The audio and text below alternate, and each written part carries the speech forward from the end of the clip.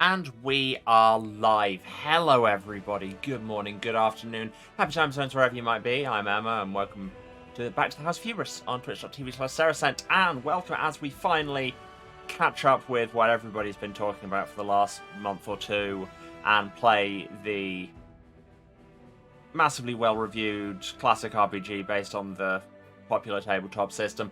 But why does that say Pathfinders?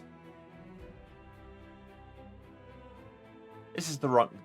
Daniel, what am I looking at? What do you mean the woman at the store said this was the one we wanted? There is no store. You bought this off Steam. Okay, sure. Guess we're playing this then. And there I was excited. So, welcome, I guess, to... Pathfinder, Wrath of the Righteous. Alright, I guess we can... I guess we can... Now I need to change my stream descriptions. You know, you could absolutely be doing this, Daniel. I shouldn't need to do all of this on my phone. What do I pay you for? Okay, that's a good point, but you know. It's the principle of the thing. Other righteous. There, stream description changed. I should probably also change the title of the stream. Another thing that my quote-unquote producer could be doing. Honestly. You welcome a bear into your home and Twitch stream, and look what happens. It's a disgrace.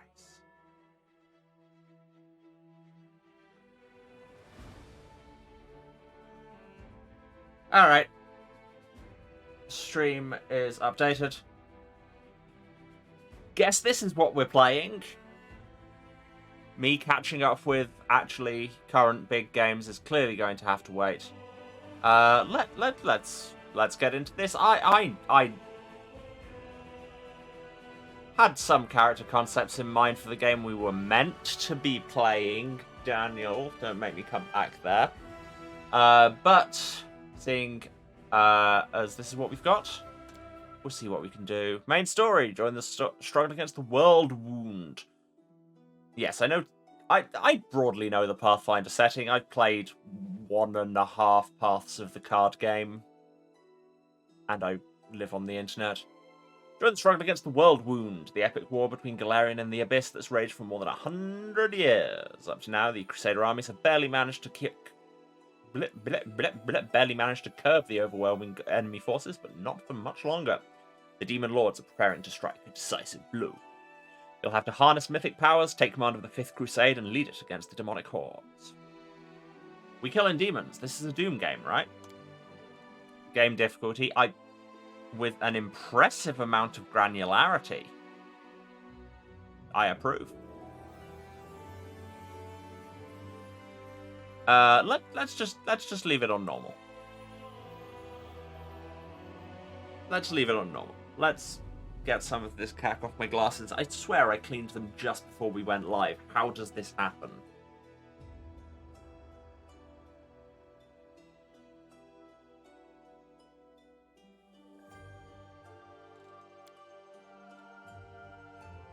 Alright, it's character creator time. We're probably going to be here for a while because it's character creating.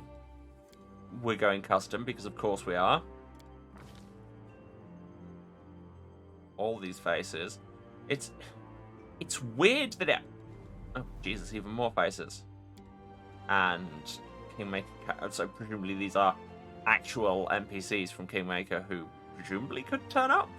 Let's not steal somebody else's face. Yeah, it's weird that they asked for portrait first before I've decided, you know, what class or species I want to be.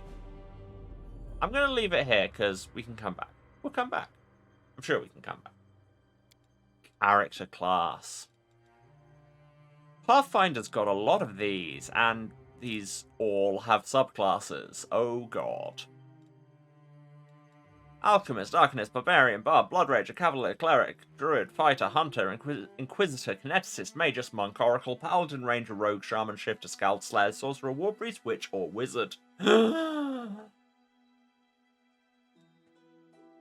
a lot. Oh, and then here's Outdoory, Sword Lord, Arcane Trickster, Assassin, Dragon, Disciple, Duelist, Eldritch Knight, Hell Knight, Signified, Lawmaster, Mystic, Theo, Stalwart, Defender, Student of War, and Winter Witch. All the prestige classes we can dabble in if we do all of the things for them. This is a lot. I know the basic system and settings. But you know what? I'm told, because apparently Daniel was prepared for this as well. It's nice of him to be prepared for things like this rather than playing the actual game we were meant to be... honestly. Yeah. I've got a few questions to decide what I want to play, because I'm so bad at making decisions, which is a bit of a read, but fair. And, yeah, series of questions. Chat can answer them, or if not, I will flip a coin. First up, combat or magic? Combat or magic? I'm giving you 20 more seconds of awkward dead air. I will keep talking until somebody tells me a thing. Chat, I'm outsourcing this decision. No. Going once. Going twice. Flipping the coin. Coin says... I could be doing this with a real coin. Tails. We going magic. Magic is magic. What does that mean, Emma? Next up, Divine or Arcane. See, I even have a kind of fantasy-style coin on hand for this very moment. Of course, it's not heads or tails, it's dragon or flower. So what? Dragon is Arcane, flower is Divine. Anybody in chat want to call it? You thought I said I was doing Baldur's Gate 3? Yeah, I did say that. And then that's what I thought we were going to play. And then it turns out that Daniel instead has procured me this game because, quote-unquote, the woman on Steam said it was the one I wanted. Also, before I flip a coin for it, we've gone for magic rather than combat, Divine or Arcane. Chat, make decisions for me.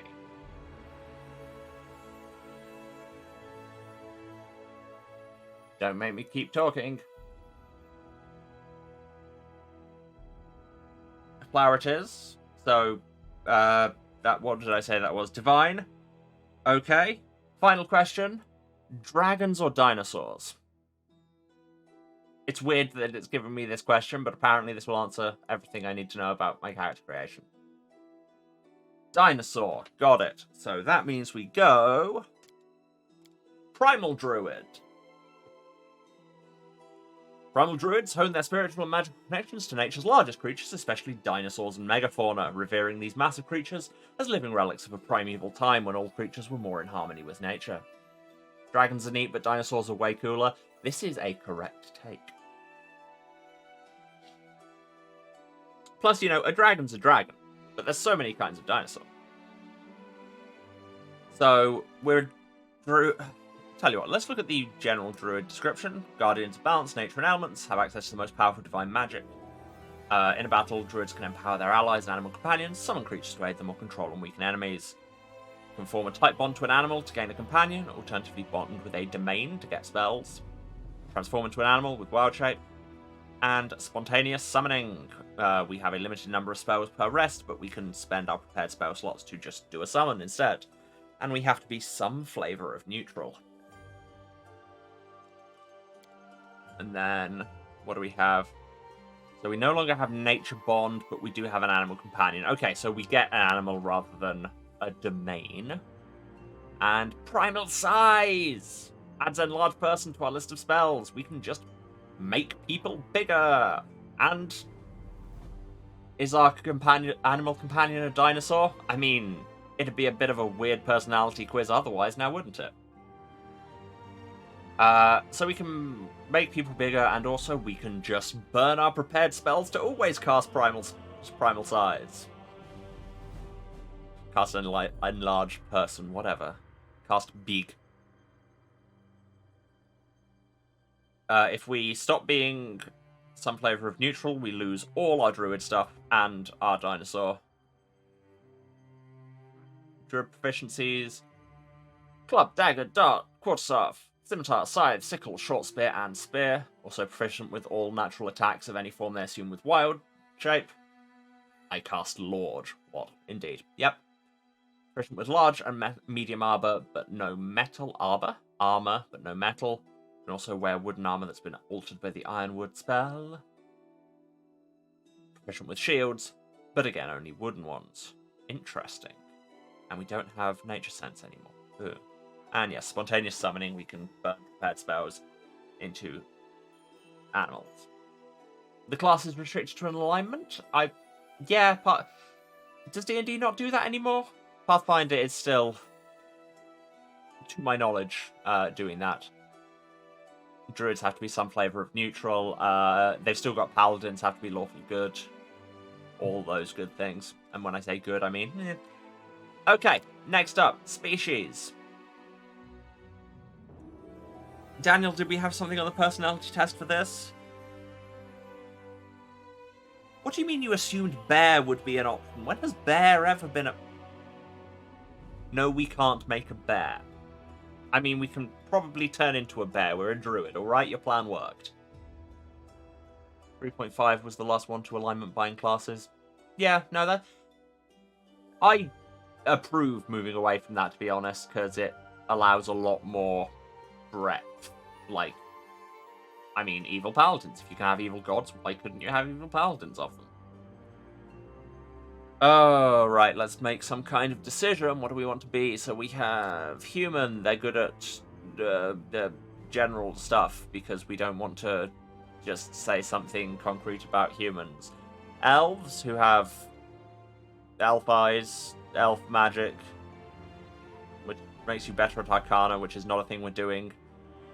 Immunities to sleep and enchantment.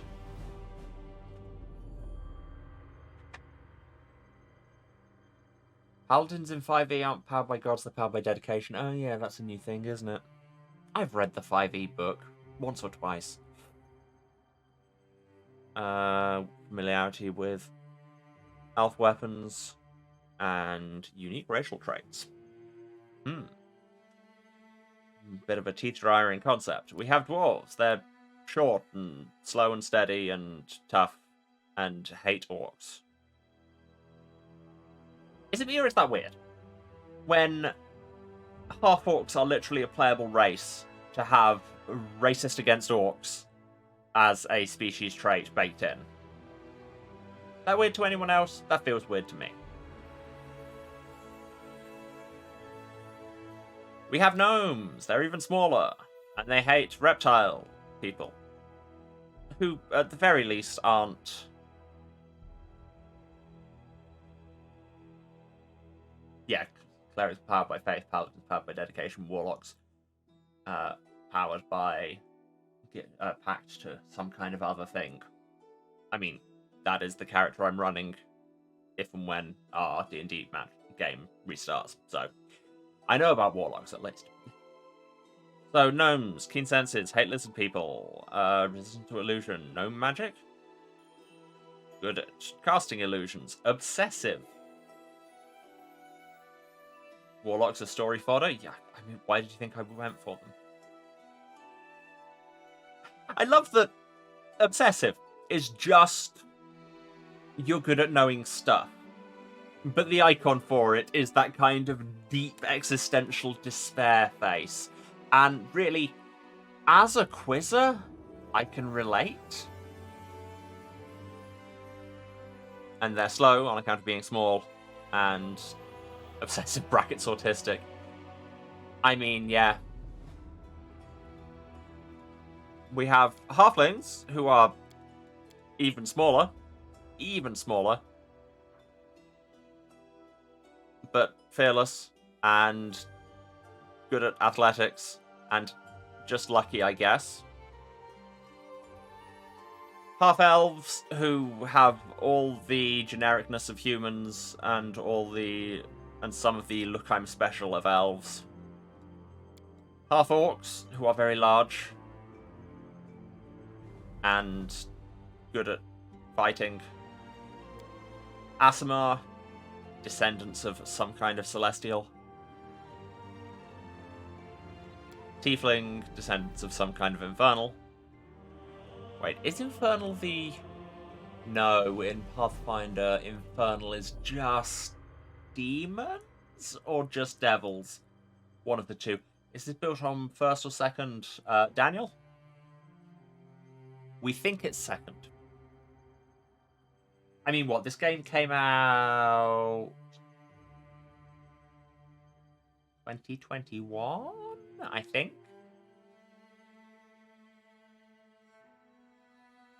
Yeah, I think this is second. I could be entirely wrong. I don't know things. Yeah, Aasimar are resistant to energy and can just make a light till he's been out for a minute. Yeah. Tieflings are resistant against also the same things? Acid, cold, electricity. Cold, electricity, fire. Okay, so Aasimar have acid resist, which is where we get the name, and Tieflings have fire resist. Sure. We have Oreads, who are rock people. They're like Aasimar or Tieflings, except that somewhere in your bloodline you have rock people, like elementals. Until I started saying that sentence, it was genuinely, I thought it was going to end, somewhere in your ancestry there's a rock.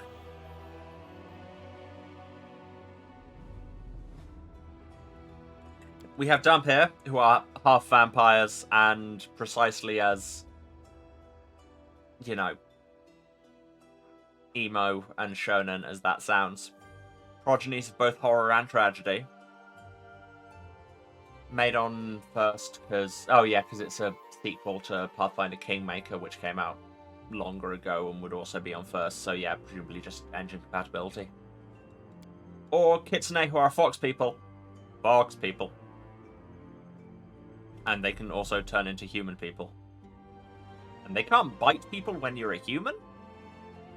Why can't you bite people when you're a human? I'm a human, I could bite people.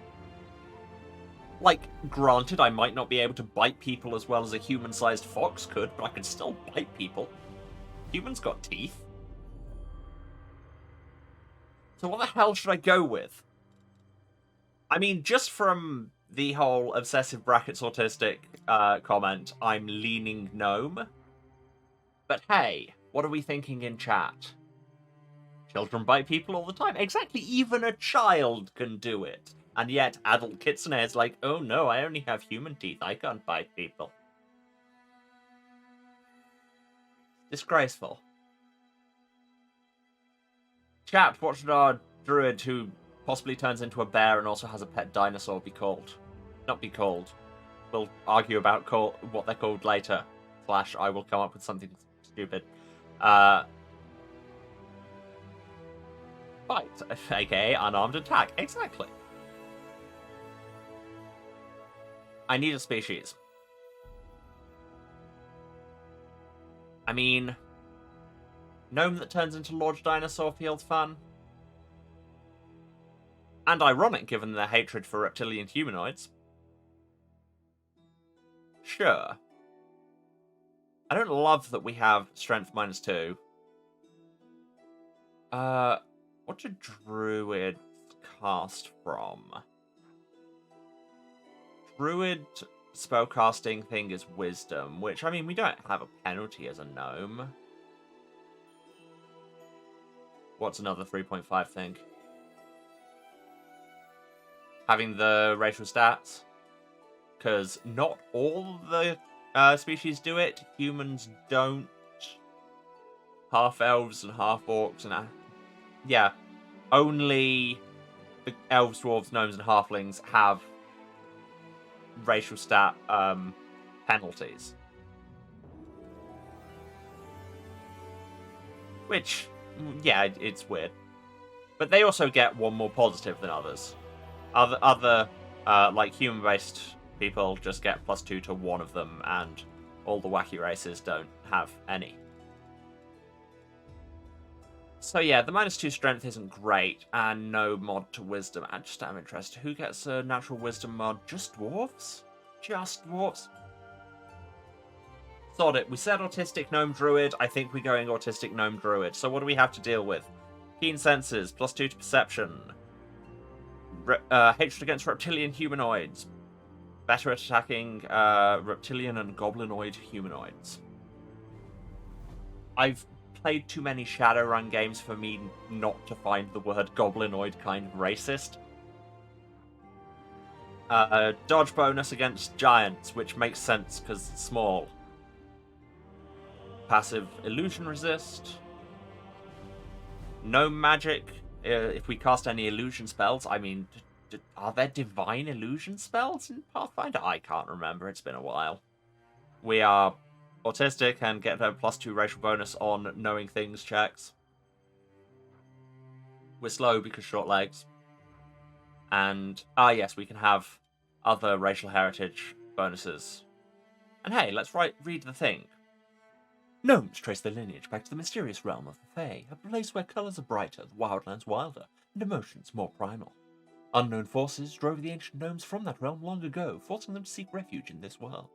Despite this, the gnomes have never completely abandoned their Fae roots or adapted to mortal culture. As a result, gnomes are widely regarded by the other races as alien and strange, and they find that kind of racist. Gnomes are one of the smallest of the common races, generally standing just over 3 feet in height.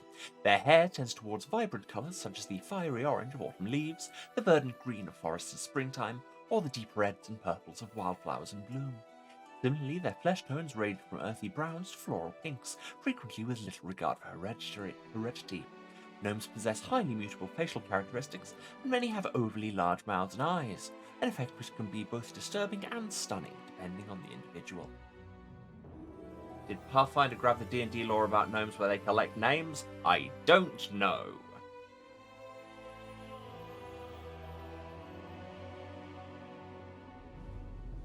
Okay, right, we're settling on gnome. Now, let's reverse engineer a bit.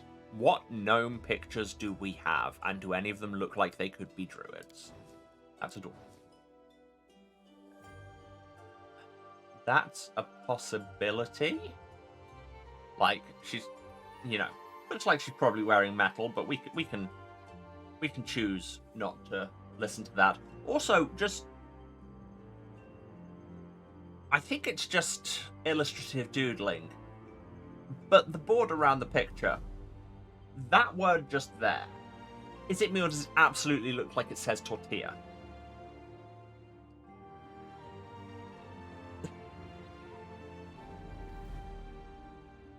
Tortilla, Tesco.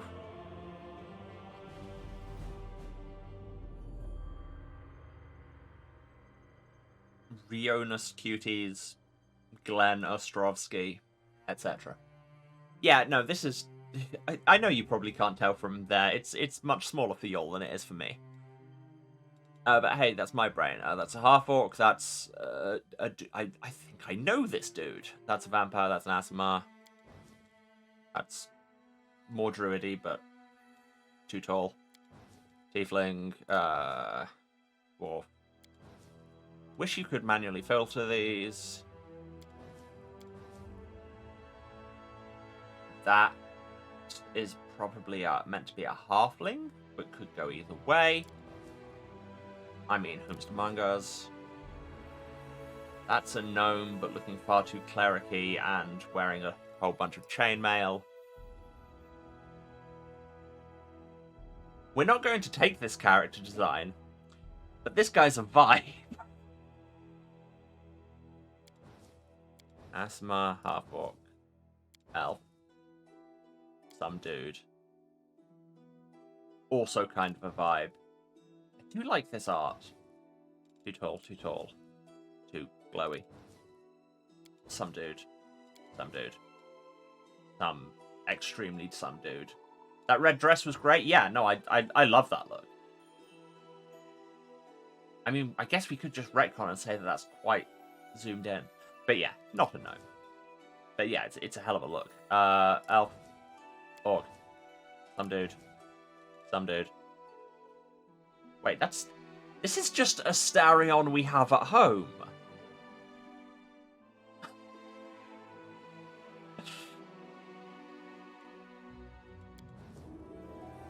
Some dude. Diana Rigg in Game of Thrones. This woman's just murdered a rabbit. This guy is absolutely about to die. Good moustache. And then in the ones from this game, which, who knows, maybe I should have looked at first. To Asima. Dwarf. Also a vibe. Murdering Rabbits is Druid Core. I think it's meant to be a witch, because that's a class in this. But yes, I want to meet this woman. Some incredibly generic dude. Masking up for everybody's safety. Stone. Also stone. Can't bite somebody if they turn into a human, and nor can they. Too tall and male and bearded and a magus.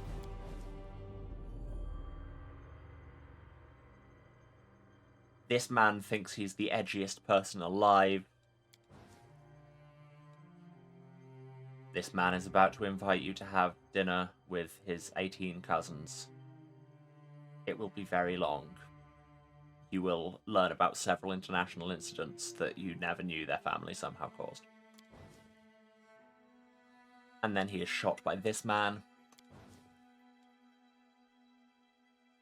Pay your taxes. Speaking of women I want to meet / be. Yes, thank you. Also not. Some dwarf. Halfling, but kind of a look. Might just be the bedroll on her backpack, but I'm reminded of the Magic the Gathering, Lord of the Rings art for Eleanor Gardner. How has this stream been running for half an hour? Emma, it's because you keep just saying words. Play the Guzheng and have feet in your art. To Tiefling. Man, I loved the end of Season 1 of Umbrella Academy. Sorcerer's Apprentice intensifies. Kind of a vibe. I don't hate this. I do not hate this.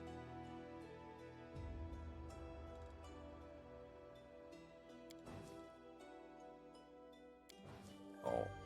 Some dude. Incredibly angry dwarf who sounds like Billy Connolly.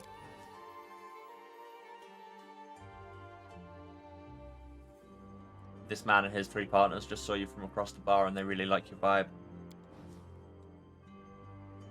Very intense. Sad dwarf. Or actually sad halfling. And some generic elf guy. Right, okay, now that I've looked through every portrait. Which ones did we... So there's this, which I think is meant to be a gnome. Or possibly it's dwarf. I mean, the... It's hard to tell.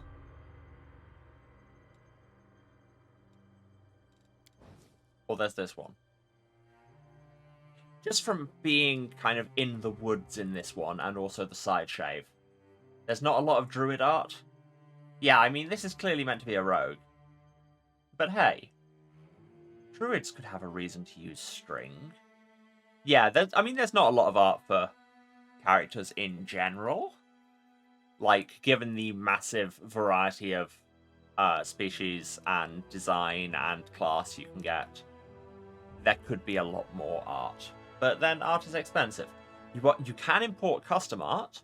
I don't know if you can do that after character creation, but if you can, and anybody feels inspired, just saying.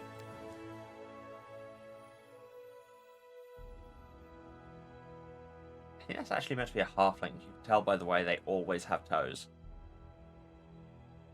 well, like they always have their toes out. Is there even a female gnome portrait in here at all? You know, I don't think there is, because this is halfling has no shoes.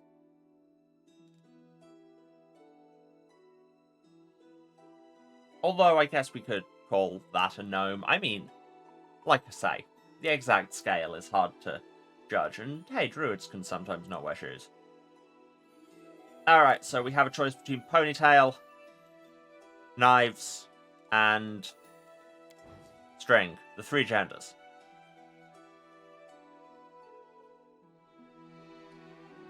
Chat, have an opinion, because I'm very, very bad at that. And until you've had an opinion, continue to look at this frankly outstanding thing. Pretty sure I've seen this on the season finale of Drag Race.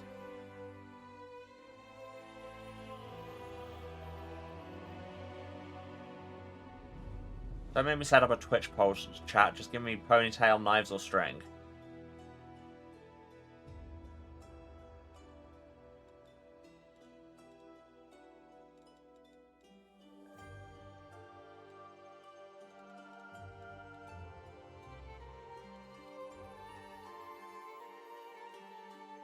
Especially because I don't, in fact, have a three-sided coin I can flip here. Ponytail. Knives. String.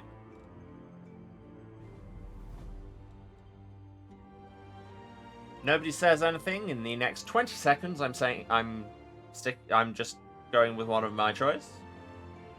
I don't know why I'm threatening you all. Threatening you all with not having to do the work for me. But hey, are we going to get through character creation today? It's very hard to say. And there's your 20 seconds. Okay, cool. We're going to go with this one with... I mean, she's also got a ponytail, and the side shape is a good look. And look, she's in a forest, and she could just be, like, setting a trap for an animal or something. This is totally still plausibly druid. This is just very metallic-looking leather. It's some of that treated wood armor they said you could have. Racial heritage. Various places and living conditions. So my 3 racial backgrounds available for gnomes are basic, traveler, and pyromaniac. Excuse me? You are a usual exemplar of your race. Pyromaniac gnomes don't have bonuses or resistances to illusion, but do have fire resistance and bonus on fire spells. I mean, I don't know how many of those we'll have either, as a druid. Or Traveller, lose hatred and defensive training, but base speed becomes... Wait, so we lose our racism and our ability to be small and dodge giants, which, frankly, given that we're a druid of bigness, feels like we might not be focusing that hard on anyway. But in return, we get to be faster and also know about nature, which is going to be our thing being a druid. Hello, yes. Is this min-maxing? I don't know. What's our background?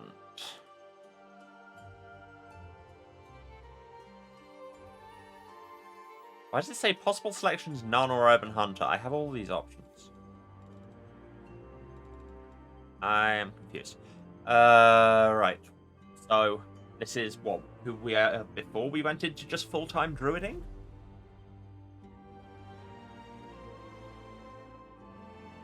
Were we a craftsman? A noble? Nothing did we just spring into existence? An oblate, which is not a word you hear often. Person of faith. Are we from a place? Sure, and then presumably with bonuses. It looks like it's connected to, like, typical specific jobs from that place. Interesting that one of them is Diabolist. River Kingdom's Daredevil. Ustalavic peasant. Were we a scholar? Were we a street urchin? Were we a wanderer? I mean, the fact that we've already picked Traveler. Kind of leans that way, or were we a warrior? What other wanderer options? Hermit. Adds nature lore to our class skills. Becomes proficient with clubs, great clubs, staffs, and darts. I mean, we already have those, but that gives us a bonus. Hunter adds lore, nature, and perception to class skills. Become short bows and long bows. Nomad, lore, nature. Proficient with scimitars, and animal companion gets a hit point bonus. That sounds pretty great. What are my weapon proficiencies I already have? Proficiencies. Okay, so we were already proficient with a scimitar, but now that means we're better with a scimitar. We may get a scimitar. There, we have travelled a lot, doing our druiding and searching for big. Until we have found the most elemental big in the world. And we know that somewhere out there is always bigger.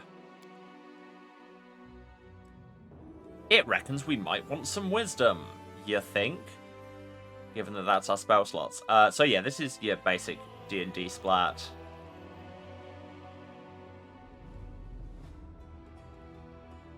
Especially if we're going to be using a scimitar, I would like to at least get us to a +0 strength.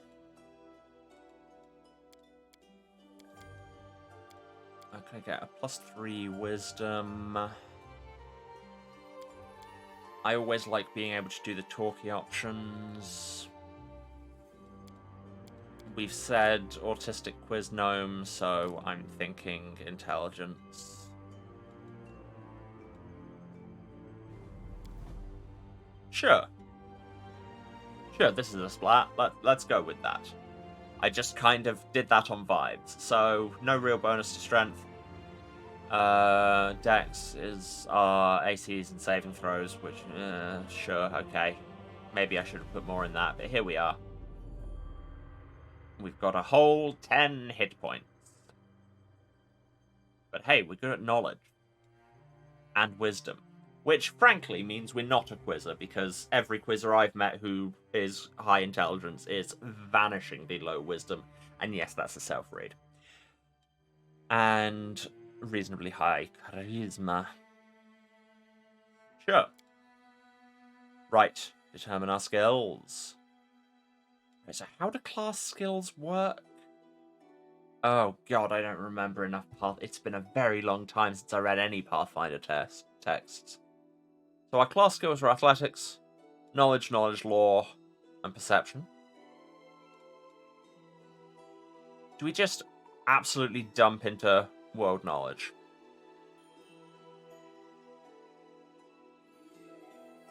I think we do. Right, and it adds your skill, and putting a point into them adds your skill modifier. That's it. And your class, and it being your class skill gives you that again. Yes, that's it. Or no, or is it just a flat +3 because? Yeah, because my strength modifier is 0, so yeah. Oh, you put points into skills, it makes you better at them. Perception is always a good thing to put a point into. I said I wanted persuasion, but that's not a class skill, so it's going up much slower. And I mean, we're a druid. We should probably nature lore.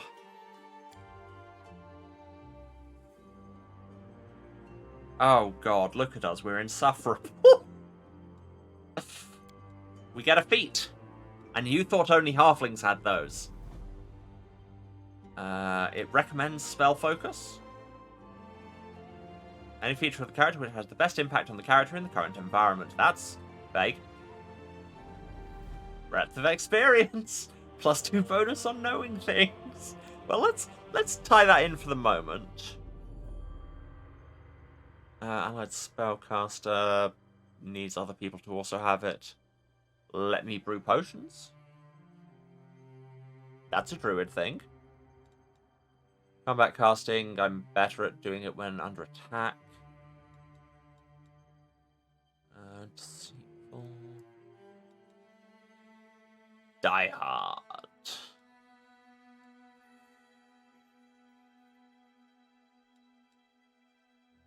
Really? Wait, when do we get to choose our spells? Or do we just get a set spell pool for druid?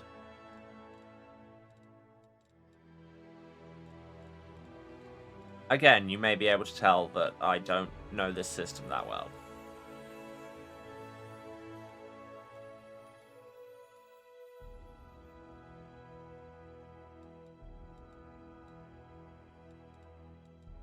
Yeah, I think we're just going Insufferable Quizzer. God, why do I always end up playing myself? Wait, does this tell me my spell list?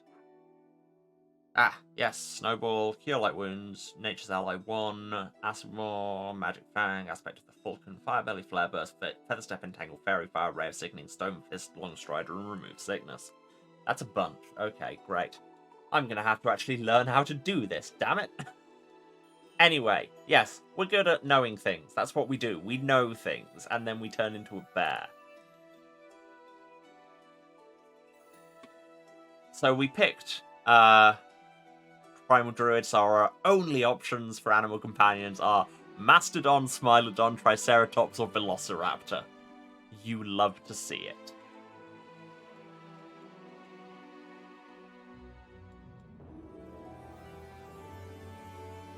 Velociraptors are small?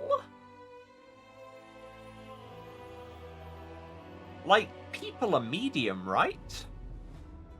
It feels weird that Velociraptors would be smaller than people. That's more like a Compsognathus. Were Velociraptors smaller than people? Am I imagining this wrong? Anyway, we're probably going to have a Triceratops, because who doesn't love a Triceratops? And also, it's the biggest one available. And it's a Triceratops.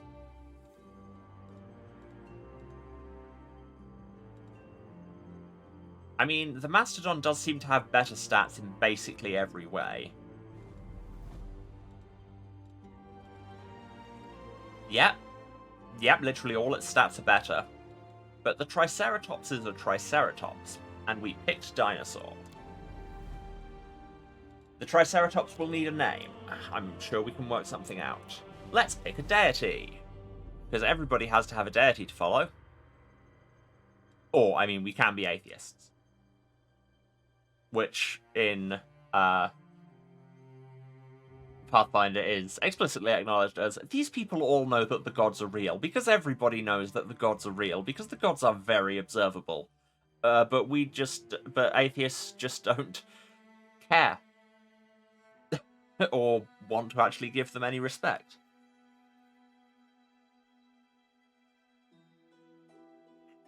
But we have Abadar, god of law and, like, cities and neutrality. Asmodeus, king of hell.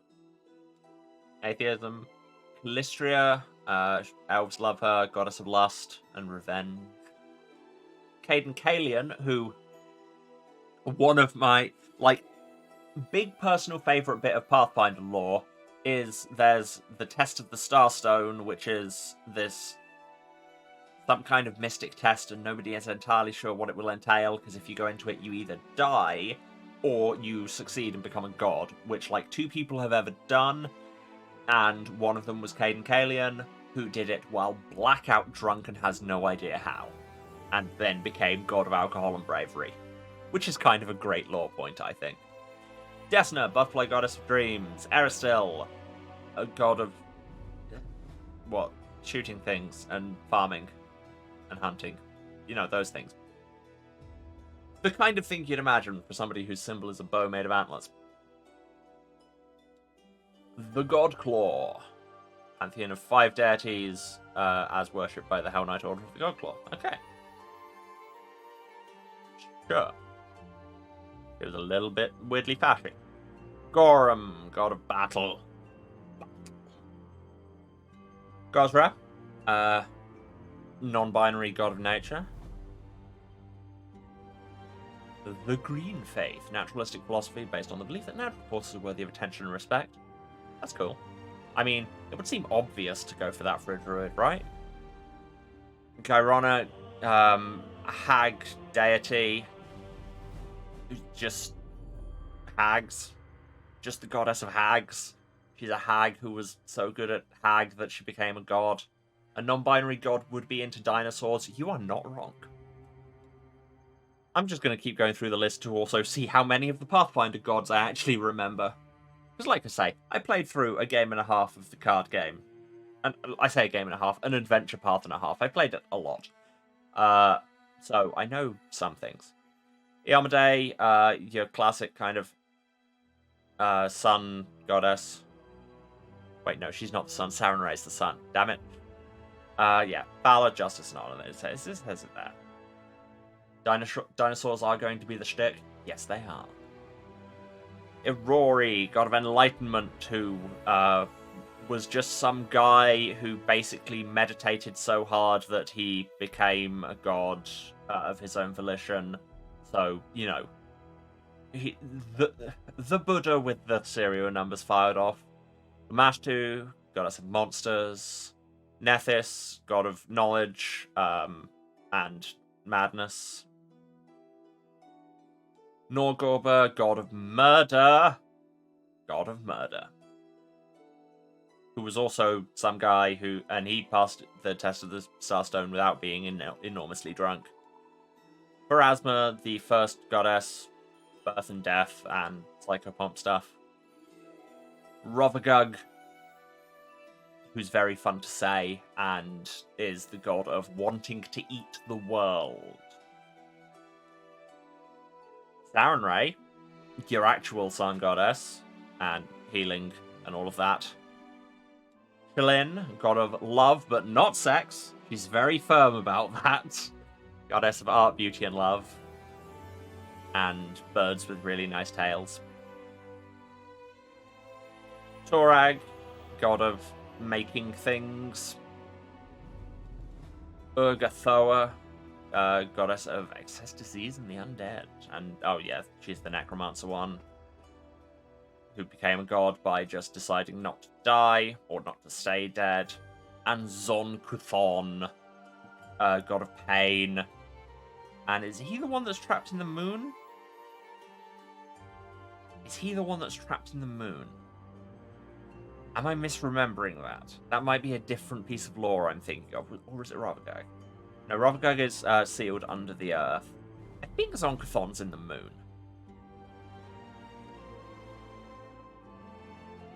And yes, he was a good god, and then he saw too much stuff and became a bad god.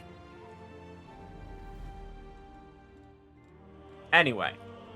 Yeah, I'm thinking Gosred seems like an obvious choice for Druid, and also, as you say, a non-binary godex into dinosaurs. It just makes sense. So he was on the internet in the early aughts. Truly, we are all Zon-Kuthon. And will one day be trapped in the moon. And become a colourless land that you can tap for one colourless mana. That sure was a card that existed. Apparently it's Nerd References Day today. Gosrare. Their favoured weapon is a trident. Zon-Kuthon. Yeah, it's our new fundraising telethon where we just zonk on camera for 24 hours a day. I don't know what that is or if it's covered under TOS, but you know. Alright, we've got to have neutral something. And I know chaotic neutral is kind of an easy mode thing. And what most players who are just lol, I'm so wacky go for. But also it very much feels like this stream. We chaotic neutral or true neutral is where I think I'm going.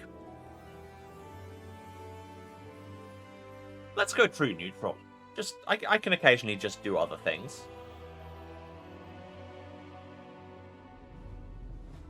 Yeah, we'll probably tend towards chaotic neutral, because as we all know, sometimes I just like to press the button. But hey, we are neutrality itself. Alignment, N. Just no.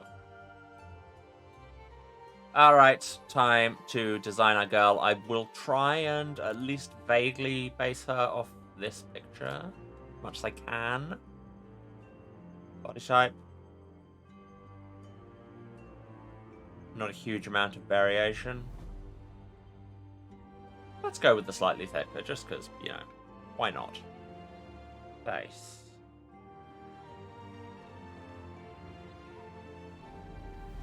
Okay, that one scares me.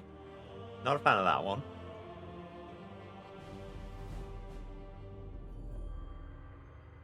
Love the change in eyebrows.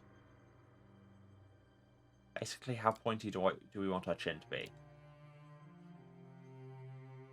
I think we're more that in the portrait, which I'm going to go for now. Eye color, well, they're green there. Scars. Can we not zoom in? We can zoom in. Okay, thank you, game. Good talk. You want to know how I got these scars? Well, there was a slider.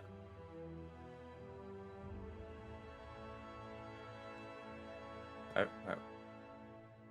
Don't know what scar that was. Probably hidden somewhere.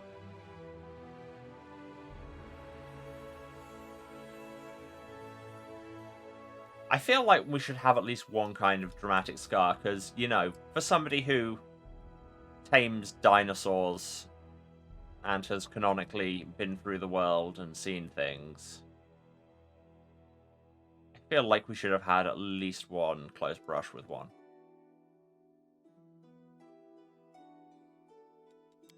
I mean, we don't have any scars in the picture, but at some point you have to ignore the bird and follow the river.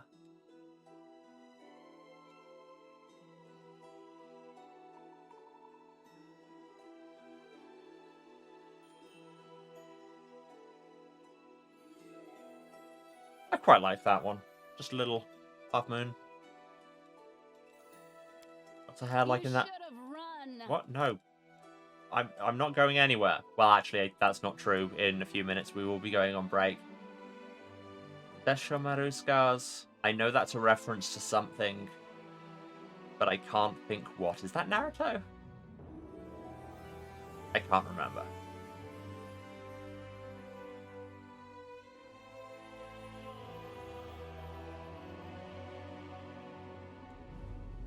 I really hope that the eyebrows can be configured independently.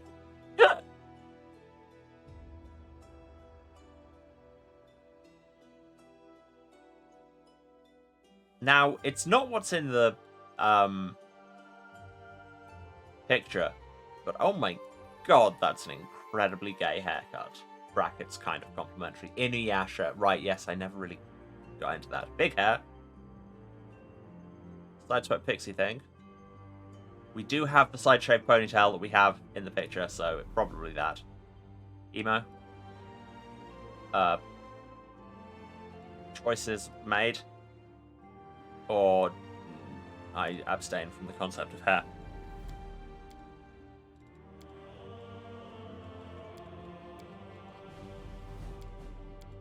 Is that the only red we have? That looks like pretty much the only red we have. We also have this slightly pinkier. No, it's just pink. Or this. That is the same. That is literally... If you're only going to give me 36 colours, why would 2 of them be identical? Also, can I really not do anything about these eyebrows? Because they're enormous. I mean, the eyebrows are canonically enormous in the portrait, I guess. Slightly more downturned, though, which... Maybe we should go with this face. That's more the shape. Actually, yeah, no. Zooming in on it, that is the face in the picture, isn't it? It's all coming together. It's all coming together.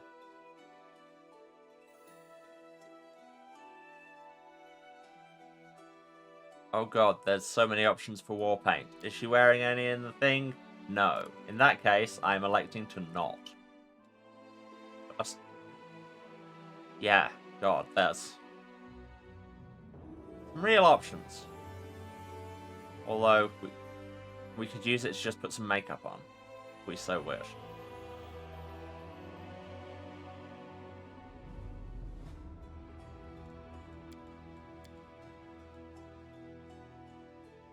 Just get some lipstick.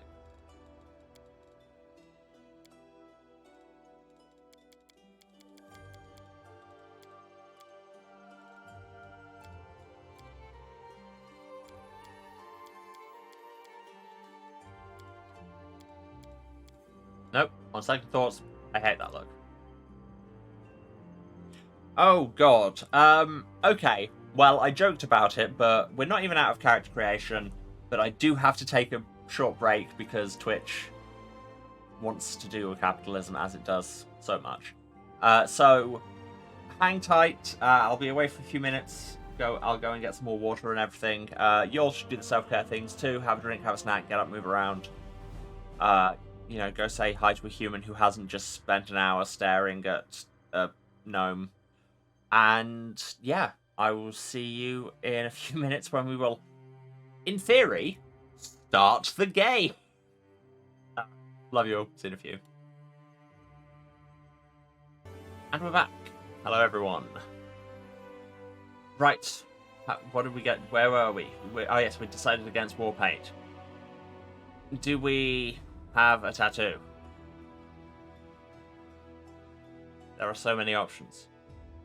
Many of these are not showing up exactly where I'm looking. Big forearm tattoos.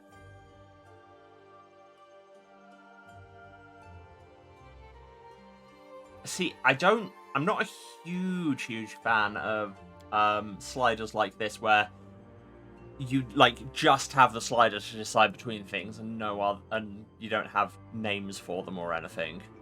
Then you don't even necessarily know where to look.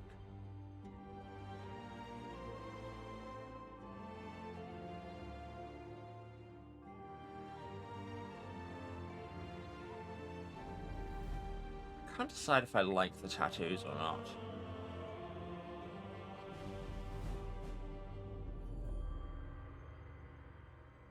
They're quite cool.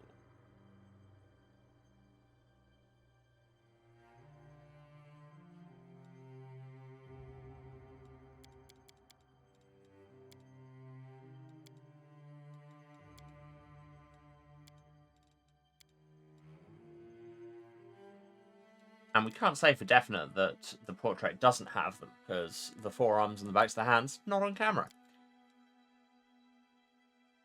Yeah, I like those. Right, and clothing colour.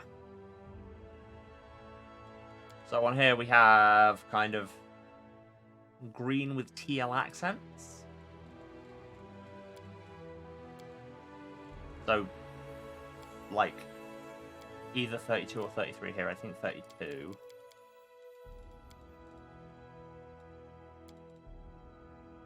And is that teal?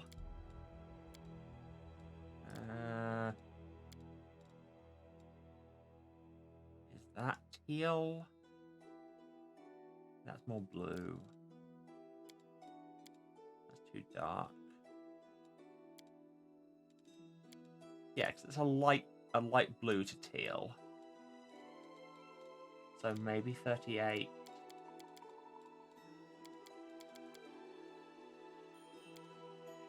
Probably 38. Yeah, I'm not seeing anything else that comes closer. Cool, we have a look. We have a look. We have a look.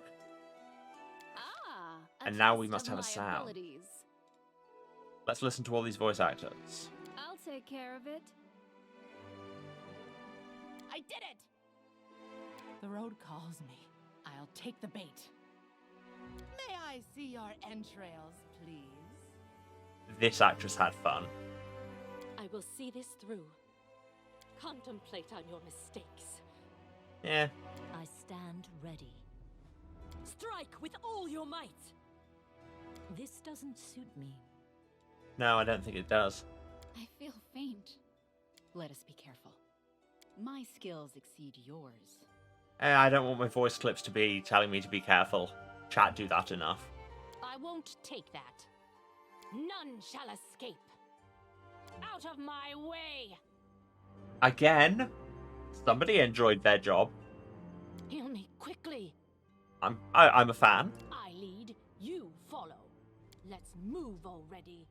Yeah, just aggressive autistic dinosaur gnome. Someone else would make better use of this. Enemy approaching!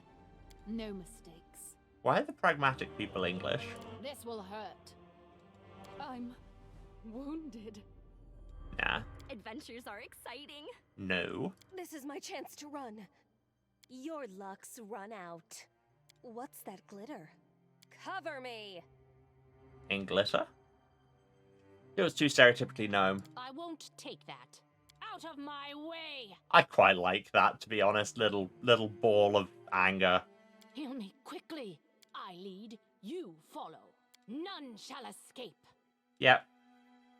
I think we're going to be aggressive. Ah. And now comes everybody's favourite bit. Well, what do we know? We are a gnome nature druid with anger issues who has spent her life travelling the world, learning things, and searching for big. So I think that means her name can only be... perfect. Flawless. Exquisite. Yes. And you need to give her a birthday? I mean... what would... yeah, Pathfinder calendar is just 12 months, each one dedicated to a god, 31 days in each, because regularity in calendars is nice for once. What's today, my fine fellow? It is the 12th of August? No, that's not what that month is called. October. Let's say that. Bigitha Lord.here. Why, yes, we were born on the 12th of Lamashan.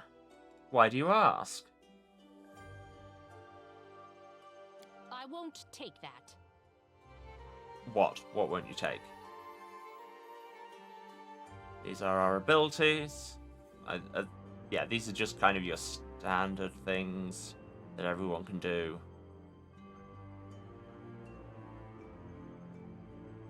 Yeah, we have to stay neutral. We're very good with scimitars. Light, medium armor, shield proficiency, but not metal armor or shields. And just so obsessive. Oh my god, so many spells. Oh yes, because those ones I was looking at were your level 1 spells, and you've got level 0 cantrips as well. So, light, make somebody glow. Virtue, 1 temporary hit point. Guidance, +1 bonus on a single roll. Turn a spell off. Flare, dazzle. Resistance, add to somebody's saving throws. Divine zap. It's just damage. Stabilize, stop people dying. Light is above there as well, and virtue, and guidance. And why are you showing me all of these twice? Have I been given them for 2 different reasons? Snowball. Throw a snowball. Cure light wounds. Cure some light wounds. Summon a natural might. What, like a dust might? Can we just create dust? Acid Maw. Give our Triceratops acid teeth. Magic Fang gives somebody +1 to all their natural and unarmed weapons. Aspects of the Falcon. Our eyes become wide and raptor-like, and we grow feathers on the side of our head because Druid. Bonus to perception and ranged attacks, and better crits on ranged. Nice. Fire Belly. Fire resistance, and we can breathe fire. Each time you use this breath, what? Reduces remaining duration by a minute. Okay.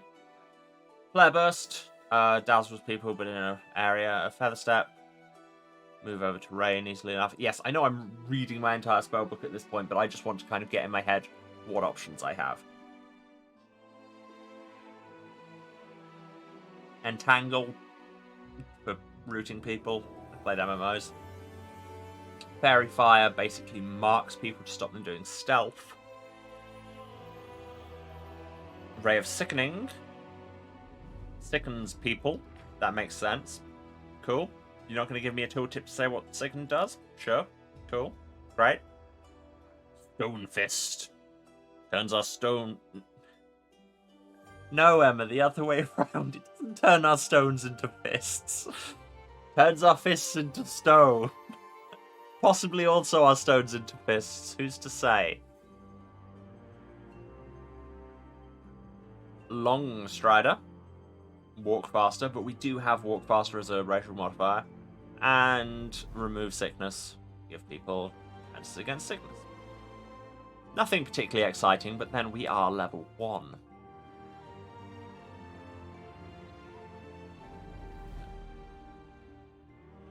Cool. Let's get on with it, shall we? Let's actually play the game.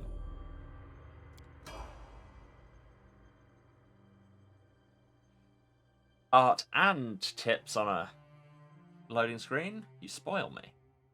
Oh, dragons. Dangerous. Who knew?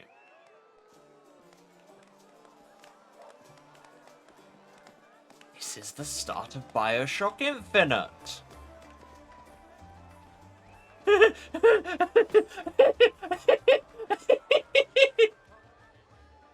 Come through, fetch a healer. Also, there's a Triceratops here. Hey, somebody! We got a wounded fighter. Can we get a healer over here? Oh, okay, so those portraits... Like, I remember her portrait.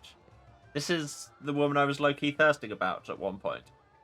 And so, apparently those are characters that are in this game, so we may actually run into this gnome. Anyway, here's Anivia. And there's a bunch of actual voice acting in this, so that's nice. My, would you look at this? But why would you drag a wounded fighter into the middle of the festival square? If there's any issues with the Couldn't sound, she be carted off somewhere else like, oh, I don't know, an infirmary? Or an accommodating ditch? Wow. Why must you be like this to half-dead people you've only just met? Or anyone ever, Dayaran? Make room, everyone. Step back. Now, what's the matter?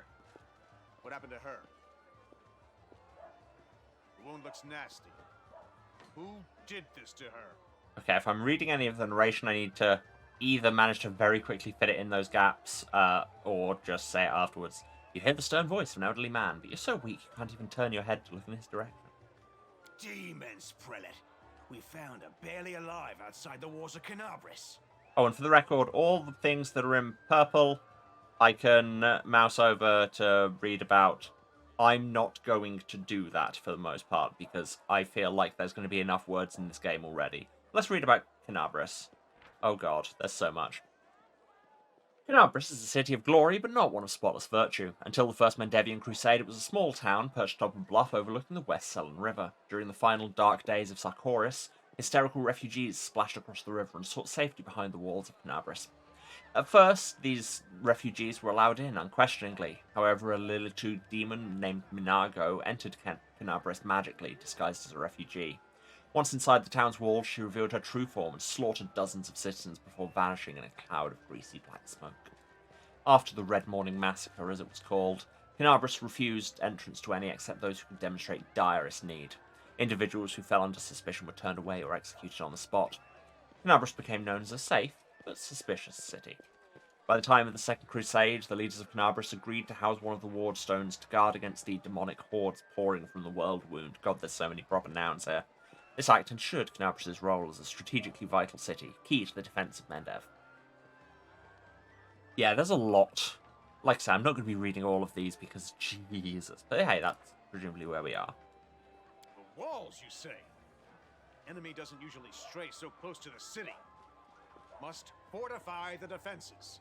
And you, hold fast. Don't die. We'll see you right. I'm great at not dying. I do it every day. Although, I keep noticing the Triceratops. we made the correct choices. We'll get you patched up now. But first, you there, guard. Take her weapons. Bearing arms is not permitted during the festival. Wounded or not, everyone must Is abide by the having a rules. war triceratops Get her things permitted back during after the the festival? Is there a rule on that, or do we just airbud him in here?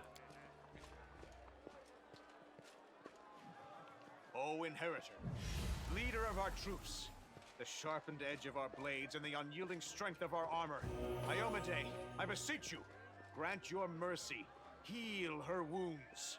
The magic envelops you. Your pain lessens only slightly. Finally, we have dialogue choices. We won't give up that easily. Hear, hear! That's the Crusader spirit. Let's not rope me into things I haven't agreed to yet. My powers are not enough here. Someone call for Terendelev. You there! Yes, you! Stop dithering and gawping and make yourself useful. Go and get Terendelev! So here we run into the classic example of antibiotic or elf. Because in this situation, it could easily be either.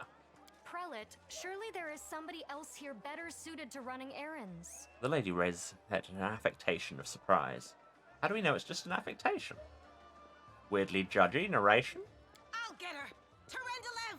Has anyone seen Terendelev? I know this character because she's in the card game bits I've played. Be quick about it before it's too late. Now, who are you? I don't remember seeing you before, and I have an excellent memory for faces. Usually trustworthy. I mean, we literally chose Traveler and Nomad in our things, so I'm a traveler. I was just passing by. Just passing by? And how am I to know that you're not a demon spy? Or worse? Because let me put it out here, demon spies probably wouldn't come with a Triceratops.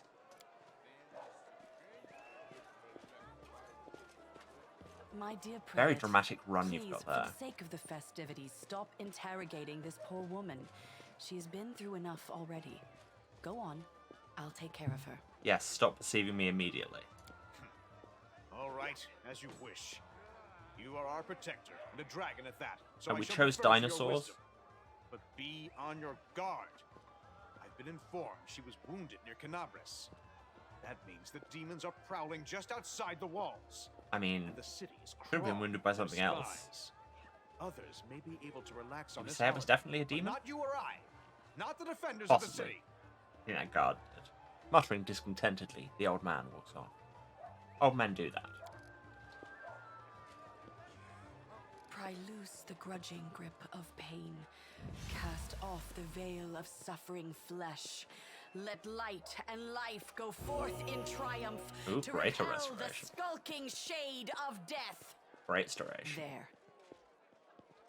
A beautiful silver-haired woman leans over you. She seems ageless, her face wholly unlined, but centuries-old sadness gleams in her eyes. The longer she speaks, the stronger her voice becomes. So they said dragon. That sounds big. I'm here for big. You don't believe me? Perhaps I should retake my true form and engulf this square with my ice breath to win your trust. Don't threaten me with a good time. Pay no mind to my current guise. I appear this way when I walk among the people. I would hamper the festivities if I tried to attend in my true form. Are you sure? I'm sure some people will be into it. Okay, thanks. I accept your thanks, but my work is not yet done. Okay, apart from the dragon thing, who are My you? name is Terendelev. I am the protector of the city. Good to know. Good to know. Also, what has I happened? do not know yet, and that troubles me. I am not entirely sure what the demons did to you. This wound is no ordinary injury, and it was inflicted by no ordinary weapon. I have rid you of your pain and restored your strength, but only time will allow you to heal fully. Mysterious magical wound. Great plot hook there. Anyway, can I go? Certainly, but be careful. I have managed to get you back on your feet, but I have not healed you fully. Alas, sooner or later, your pain will return. I mean, tell me about it. But do not be discouraged. You will recover, I promise you that. Or maybe not, and that's Tomorrow, okay too. come to the cathedral and say that you are expected by Terendelev, protector of Canabris. Wait, are you just trying to get us He into will religion? find a way to help you. But for now, put this Am I out being of your pulled mind into the and church? enjoy the festival. They are all too rare in this time of war, and merriment is one of the best medicines. That's why we call it mediment. Or mericin. I don't know, that I felt like there was a pun there. I'm not convinced there was. This runs out of space. How can I see that larger? Oh god. There you go. You know it's a CRPG. We've got a bajillion buttons. And Triceratops. Right click to move. Cool. I've played like some of Baldur's Gate 2 and Planescape Torment. I know how to CRPG. Move camera with WASD, rotate with Q and E. I'll probably know most of the engine stuff, but you know, it's always good to know. I love my Triceratops boy already. Can I read more about that? Canabris is a city poised on the border between two worlds. On the one side, the ordinary world, inhabited by ordinary people, also me. And on the other, the world wound, the demon's foothold on Galarian. Galarian, for the record, is just the world of this setting. Heroes from across the world flock to Canabris to aid the Crusader cause. The protracted war offers little cause for celebration, but today is the anniversary of the city's founding. For today, the city's main square has been cleared of marching troops and given over to performers and carnival games. Townsfolk deserve the chance to forget about the bloodshed, if only for a day. I feel like that's going to go not great. What do I have memorized at the minute, just in case I need them? Entangle, Heal Light Wounds. And I can always burn them for summoning a Might or big. Mythic Path, currently grayed out. Cool. An encyclopedia I shan't be reading. I mean, I did say that about the Mass Effect Codex, and look where that took us. Here's our character sheet. Here's our inventory. We have nothing. Well, we have these engraved lucky braces, which only we can use. They're very flashy, and we have this studded leather. Cool. I mean, if we'd prepared Stonefist, we could do some violence anyway, but hey, nobody listens to me.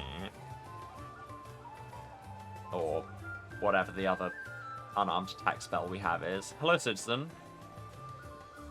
Let's drink to Canabris. No. Let's not.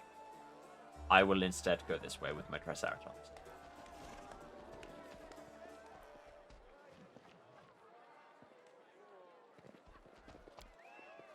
Let's look at this chest, question mark.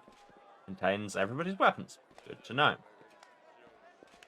I'm assuming the randomers that don't have names will also not have dialogue. A system that has served me well throughout the rest of my life. Darren, you have a name. You call this a celebration? This is but a paltry imitation of what goes on in my mansion on a dull, toil day evening. Cool, cool. What a dick. Anivia. Everybody's letting their hair down, everybody's drinking, having a good time. The demon's spies never let up, so that means no fun for me. What are you, Batman? Sealer? Characters and interactive objects? Yes, I know, I was literally just doing that. Hold tab to show interactables. How are you? Did Randall help you? Oh my god, there's so many potential interactables. Jana Aldori. I've been a cruise for 5 whole days already, and I love it. Future's gonna be grand indeed. Feel something? Theft? Oh no, no. Drink. Okay, we are drinking to Canabris. Okay, sure. I'll have a drink, me. Especially when the city's put in the bill, says Randomer. Curl. They should let us off to enjoy the festivities. Instead, we're digging ditches and training day in, day out. Well, you do seem to be off work and enjoying the festivities right now, my friend. Ramien. Days like this, as if the war doesn't even exist. What's up? What are our goals? Sample drink, we did that. Throw dart, hit mannequin. Ah. subtly, by which I mean not subtly at all, teaching us combat mechanics, are we? Mannequin, let's go punch it. Also, Clyde, come here. Apparently the Triceratops' name is Clyde. I didn't know that, I just opened my mouth, but here we are. Sophomore. Ooh. Small gnome woman, you just recovered from mortal injuries. How about you punch this straw doll? Right in the jaw. Wow, I must have...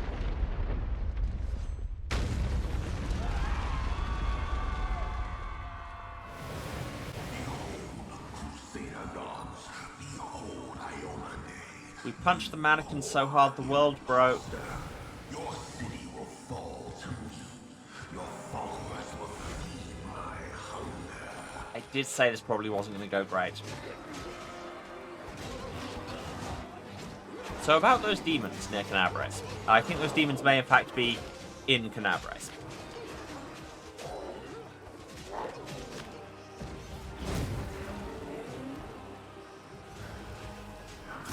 Randalev over here doing her magic dragon things. Good name. Oh, you're neat. I mean, you can see the allure of evil, but... Let the feast begin.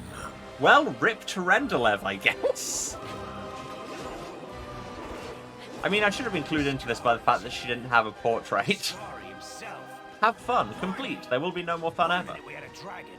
The next, bam, she was gone. What are you gonna do? Fight or flee? If flee is your plan, let me help you out. I've got a scroll here with a good protective spell.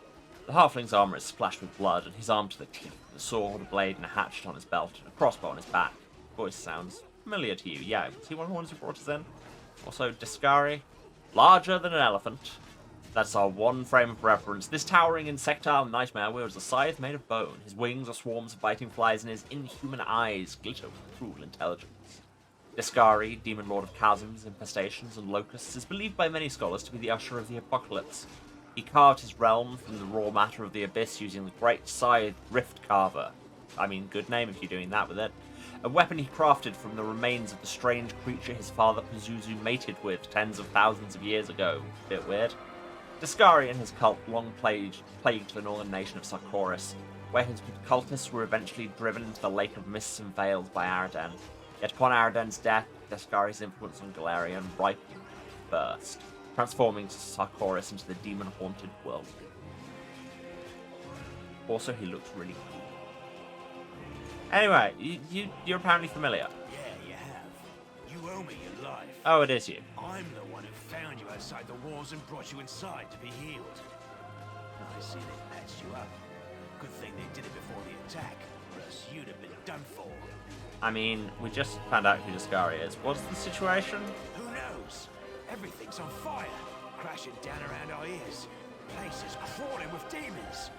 Looks like a whole army attacked the city. We're sitting ducks. Yeah, that's fair. It was kind of a stupid question. Anyway, give me a weapon. I brought my own dinosaur. Sure thing. Here, take this. Best crossbow I've got. The person who made it said it Hope we're pierced the proficient with hide of a crossbows. demon lord even. I mean, all salesmen say that. Good luck. Try not to get eaten now. Again, very good at it. I do it every day.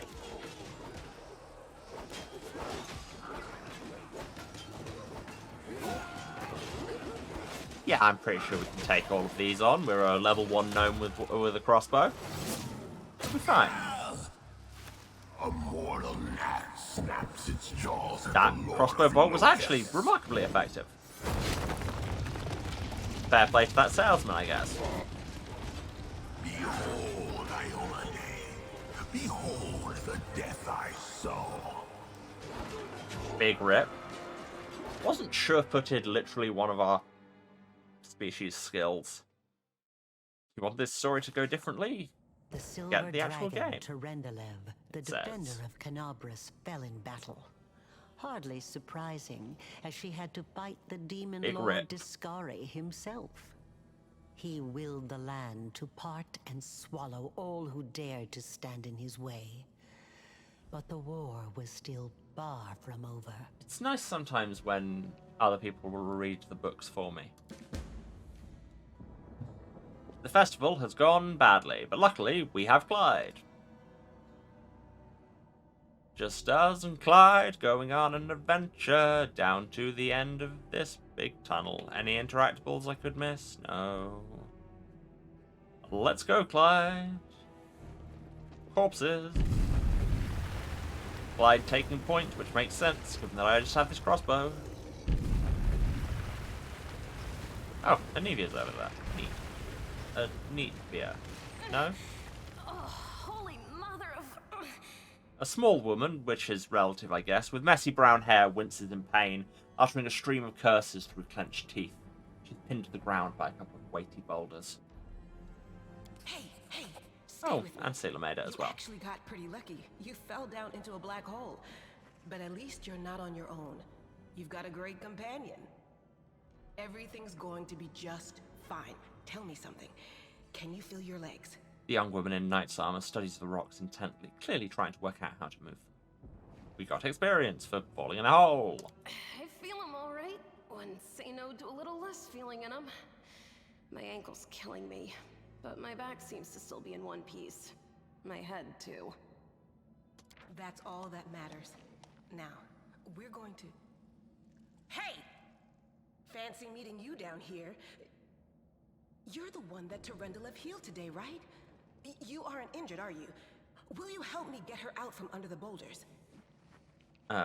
Spotting you, the knight reaches for her sheathed weapon, but after scrutinizing your face momentarily, she raises her hand in greeting. I mean, I feel like maybe you should recognize me by the dinosaur more than the face. During the course of the game, you'll have to apply your skills. Frequently, you'll have skill checks during dialogue. It'll do things. Knowledge world, that's like our biggest thing. We have a plus 11, and it's a DC 12. Sure. Yeah, we don't have to rely on brute strength for this. I'll try and find something to use as a lever.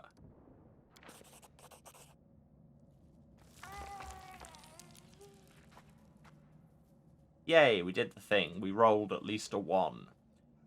Quickly find some suitable sticks, and you free the wounded woman from the rubble without even breaking sweat. Look at you! It's good to meet someone who uses brains first and brawn second. I mean, you have like 5 times as much brawn as me. I am very small. Damn it all. I think it's broken. Oh well, I've had worse. I'll just make myself a splint out of something. Thanks for the help. I wouldn't have lasted long on my own stuck under there. I'm Anevia Tirabade, of the Eagle Watch. I was overseeing security at the festival square. I thought maybe spies or demon worshippers might have something nasty planned. What actually happened, though, now that I did not see coming. I don't think anyone could have been prepared for that. I mean, it's true. Nobody is ever prepared. Nobody expects the giant bug man using his mother's bones as a scythe. Well, I'm Sela, paladin by the grace of Iomade. That's a very long I crossed the whole surname. continent to come to Mendev and fight demons. And well, I've been fighting for a while now. Came here to fight demons and chew bubblegum. And I'm pretty well supplied. I don't even want to think what might be happening up there in the city. Canabres has lost the protection of Terendelev, and of the Wardstone too, looks like. It's a relic without equal. It was placed here personally by Iomede's herald, with the goddess's blessing. I really wanted to go see it, to pray before it. But there's no point worrying about a stone when there are people dying in the streets. I don't know, if it's a magic stone that could have stopped this, sounds worth worrying about. Yeah, things are looking grim enough, but don't lose heart. Wardstone or no, dragon or no, Canabres will never give in. Simple as. Well, we've introduced ourselves. What about you? What do we have? Came here to fight demons. Scholar who came here to see the world wound. Seeking my fortune in war, led by destiny. I'm a traveler here. I'm here for... My name is Bigitha Lord.tip. I mean, I can't not go with that. This It's the greatest name ever created in the history of fantasy. Good to meet you. Now, tell us all about yourself. No, that's all you're getting. Whoa, girl. Slow down. See? He Exchanging agrees. names is enough for now. We don't have time to be swapping life stories. We need to find a way out of here. Now then, I'll hobble my way out of here somehow. The city ain't far, only 30 paces or so. That's if you're going straight up, of course. I'm afraid we're gonna have to go the long way round. I mean, if I'd brought some kind of giant spider companion, then that problem would be solved, but Clyde, not so great at climbing, is true. To summarize, there are 3 of us. And Clyde. With 5 working legs. 9. 3 pairs of decent hands. Okay. 2 clear heads. And That's 1 fair. made of wood. That's mine. And Clyde. Underground monsters beware! Anevia, you stay behind us. You're in no fit state to fight. If we do come up against anything, the 2 of us will try to manage on our own first. Well, onward! May the good deities lead us back to the open sky soon. And if some of the neutral or evil deities wanted to pitch in, I wouldn't complain. Now your party has several characters. Select them individually with the numbers or click on the things. Click and drag to select multiples. For all of them, hit backspace. I'm hitting backspace. There's a certain amount of micromanagement that I, and go with me on this, cannot be bothered to do. Containers. Things are in containers. Interact with them to uncontain the things. I think she just said this is the chest or room for everybody's stuff in. It's everybody's stuff. Yes, I know how to open the inventory. We've got a scimitar. It's what we were specialized for. Yay. Oh, we just straight can't use this crossbow. Do we not have crossbow proficiency?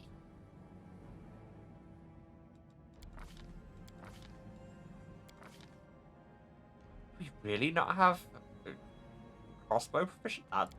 That's surprising. Druid proficiencies. Club, dagger, dark quarterstaff, scimitar, scythe, sickle, short spear, sling, and spear. And natural attacks. Oh, that's it. Okay. Right. So, glad I got this crossbow then. Also, some ever-burning torches. That seems like a thing to do with my offhand. Cloak of Resistance. Resistance bonus on all saving throws. I'll take it. Wait. Okay, yeah. For a minute I thought the numbers didn't go up, which would mean that it was conflicting with another bonus of the same type rather than stacking. This doesn't go with the rest of my look at all, but hey. Also, there's a short spear, which, yeah, not nearly as good as my cold iron scimitar. And here's Sealer. She's a lawful good paladin? Yes? Oh yeah, paladin, it says it there. Would this flail be better than your longsword? D8. Nope, that's straight up worse. And she also has a bow. Neat. Okay. Let's go. Now, how do I... Okay, so we're going into formation next to Clyde, which, I mean, we've got a sword now. And Sealer's taking point because Paladin. Anyway, there's some loot here. Terendalev's Scale. Resurrect a deceased party member. Alright. And yeah, this stash is shared between everyone. Oh, I also have a couple of scrolls of Cure Light Wounds, and Sealer has a Potion of Shield of Faith. Neat. And yes, Anevia is not currently combat ready, so we don't get her as a party member. Hello. Who's there? The fine apparel of this young half-elf woman is torn and stained with blood, dust, and dirt. However, she holds herself with such dignity that you would be forgiven for thinking you were at a high society party. Not in the dank catacombs under the city. I mean, there could be a high society party there. That sounds like a thing rich people would do. Her fingers grip her rapier hilt with confidence, ready to draw it at a moment's notice. At her feet lies a dead body, so mutilated that at first glance it's hard to tell if it's animal or human. You have, like, +9 on law nature. You should be able to work it out, Bigitha. Relax, friend. We're not demons or cultists. Don't poke my eye out with that thing, all right? We fell down here during the attack. I'm Sela, that's Anevia, and this is our new friend. We're looking for a way back to the surface. I mean, at no point was it established that I wasn't a cultist. Really? I'm so ever glad to hear it. Allow me to introduce myself. I am Camellia. I was also in the square when... I can scarcely believe it. How did all those demons get into the city? I thought, naively it now seems, that the Wardstone protected us from attack.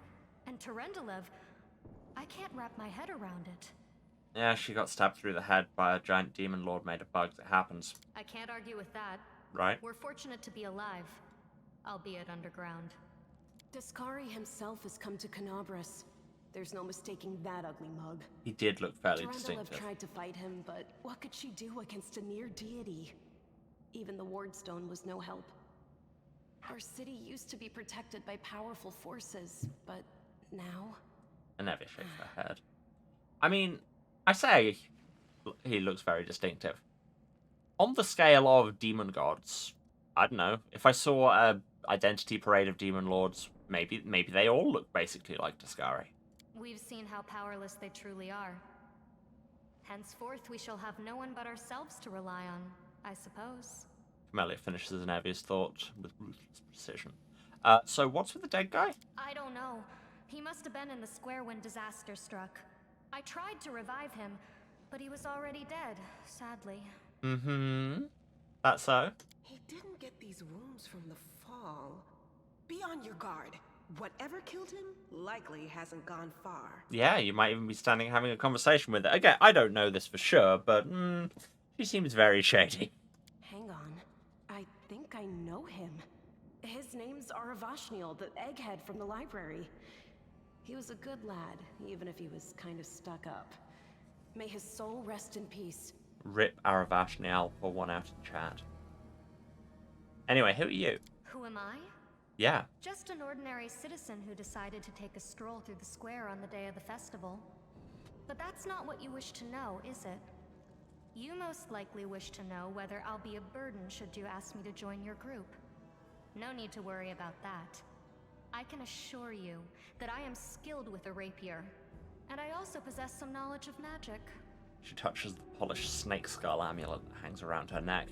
And anybody who describes themselves as, quote, just an ordinary citizen, is the shadiest person alive.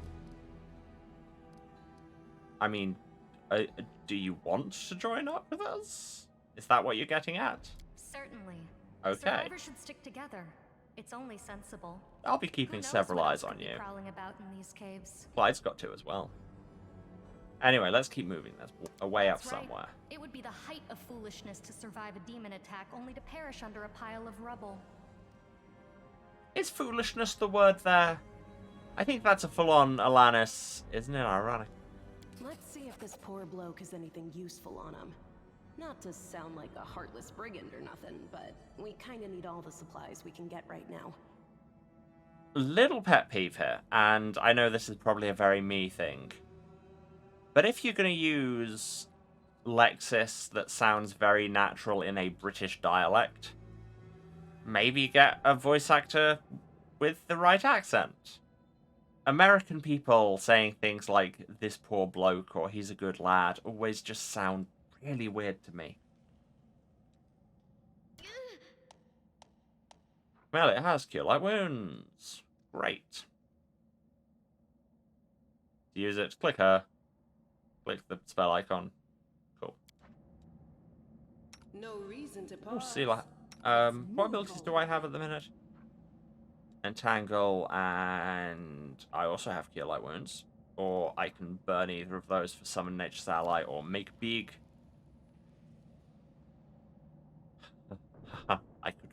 I could ride.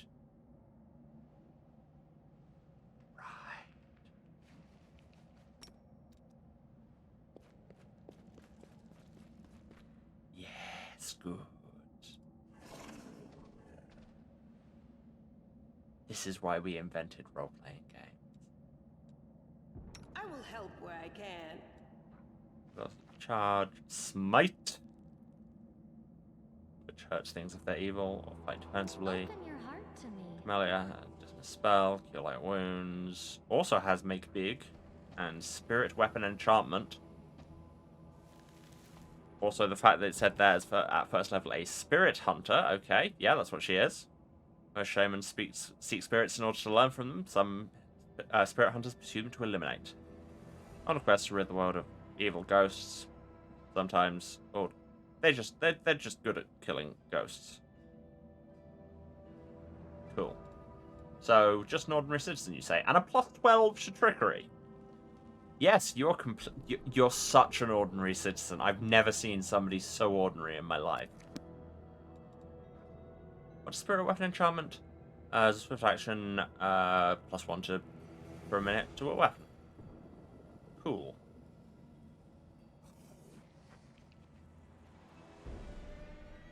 And is that a spell slot thing, or... Wait, no, I didn't mean to right-click that. Shift right-click to expand.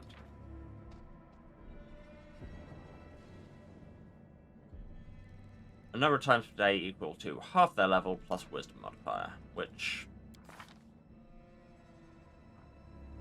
So we get 3.5 uses, depending on which way it rounds. Anyway, I should probably actually cast Cure.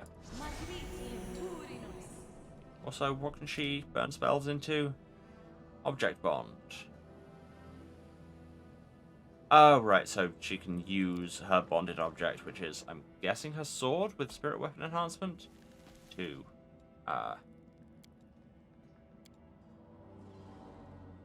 get spell slots back. And also, he had a dagger. How was he holding the dagger? Was it perhaps with his ribs? Wait, no, everybody together. In dark places, it's dark. Cast light or give somebody a torch. Sure.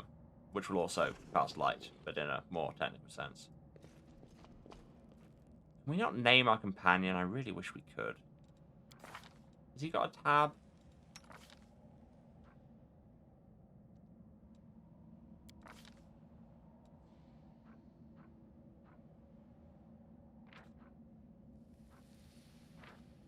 It does not seem to have a tab.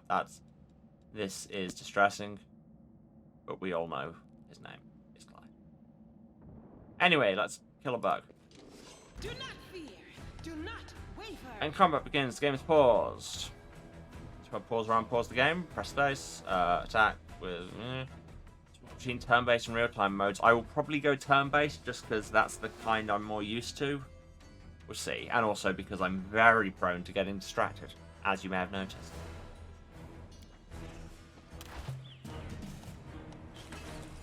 And also because, you know, this is how D&D, right? You get actions during your turn. You're in order of initiative. Cool. You can delay for later in the initiative. And then your initiative will be the new one all the time. You get standard action, move action, swift action, and any number of free actions. Cool. All round actions are standard and move. By default, it chooses the optimum combination. Okay. You initiate combat, you get a surprise round. We did not. Move action, move distance, allowed by your speed, or drink a potion. You can also change your weapon set. Standard action used for most combat activities, such as attacks, items, and spellcasting. You can also spend it for another move action. Full round action takes both, but you can still do swift and free. It can be used to make double distance, full attack. You can make more than one attack. Take the full round action allows you to do all of them. Some character abilities and spells also consume full round. We also get a 5-foot step without triggering attacks of opportunity, which are when you move away from people in combat, yes? Or shooting somebody or casting a spell. Cool. Free and swift actions do things. Okay, sure. Will be great. Will be great. Camellia. Stab bug. I'll cut you wide open. Okay, stab bug, but hit. Wait, no, that was your standard action. Get out of the way? No, we've used your move action. Okay, sure. End turn. Sealer, have you considered just smack it? Well, that worked. The Inheritor, guide my blade. Close with that one. And now, mounted on Clyde, Bigitha Lorddottir herself will charge. Not particularly fast, but it'll be rad.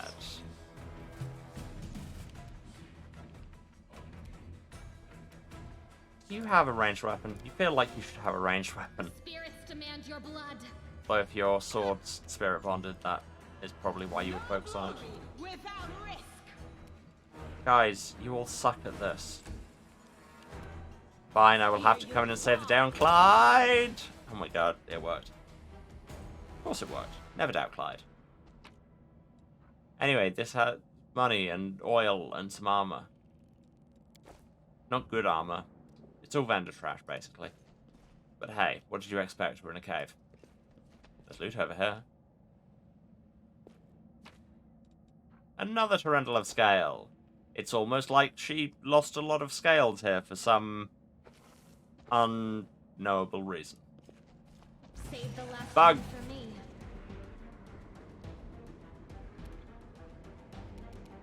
Stab. You are today's sacrifice. A thing a totally normal citizen might say. Into the fray. Oh, you were too far away? Dang it. Wasn't looking. Can you? Yes, you can. Glide. Clyde. So yeah, you charge and I get an action and Clyde gets an action, which is neat. And then the giant fly can just completely whiff it. And then Camellia can completely whiff it. You've rolled too many twos, Moon. The Inheritor, guide my blade. May I contend that rolling any twos is too many? Branching paths? Oh no. Okay, well, ultimately we want to be going uphill to get out of here. Or maybe this is... I don't know. Branching paths. I'm anxious now. Stab. Stab. But there's another one up there. And it's happily engaging to come and get killed. Aha! Another corpse we can loot. Scroll of inflict wounds. Potion of cure. Braces of armor +1. Cool. Camellia, you seem squishy. It does have a very robust thing of... oh no, you've already got an armor bonus from your chain shirt. Oh, right, so this is just for if people aren't wearing armor. I should probably take at least one potion in my spell slots, although I do have these scrolls of cure. Still looking at the other one. Cool.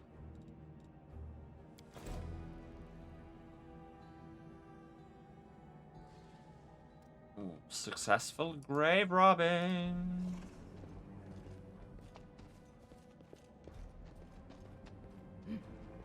It's the oldest profession, except all the other ones you thought of when I said that phrase. Bug.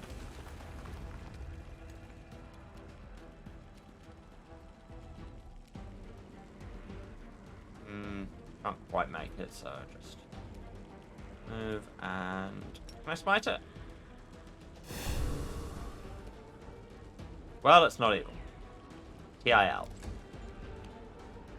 You heard it first here, folks. Flies, not evil.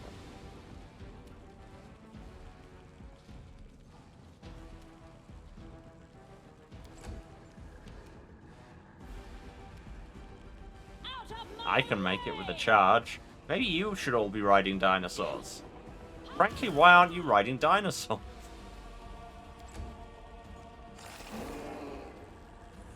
Oh no, 2 damage. Wait, did that go to me or to Clyde? I believe it's gone to Clyde. Ah, I can't get his. He only has 3 hit points? He's a Triceratops! Into the fray! Dead. The inheritor, guide my blade! The spirits demand your blood! Again, a thing a completely normal citizen would totally say. Squish. Really? Remarkably resilient fly. I mean, not a particularly accurate fly. Oh! Nevia's back on her feet enough to give us some covering fire. You'd love to see it. Flame tongue and rainbow quartz. Both ingredients.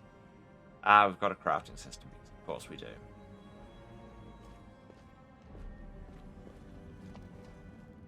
Move out! Ooh, big lizard. I've got one of those.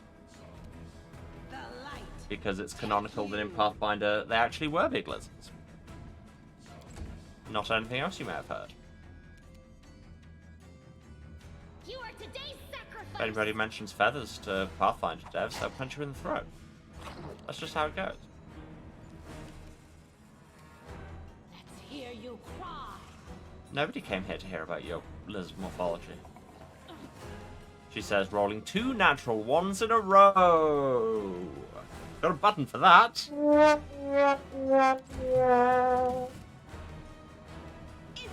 the fray! Kill it. Just kill it. Go for Make their it to dead. There we go. And then steal its skin. Skinning failed. Cool.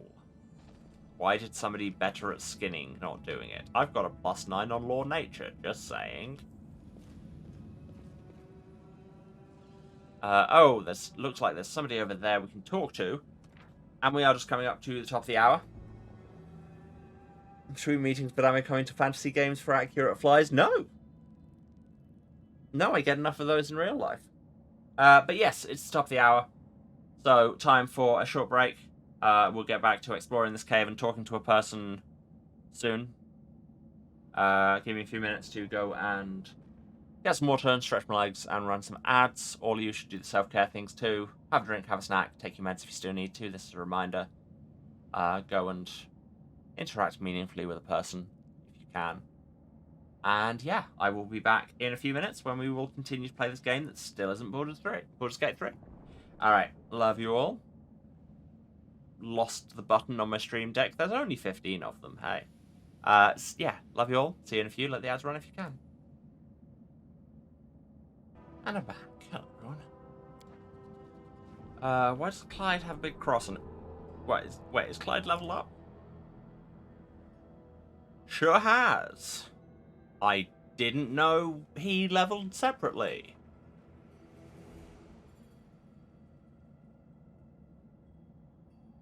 Or is this just a This is a separate character creator. Right, we have to build Clyde now.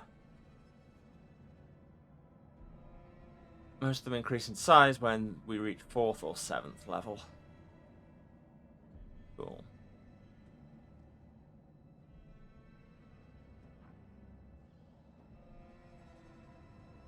What's devotion do?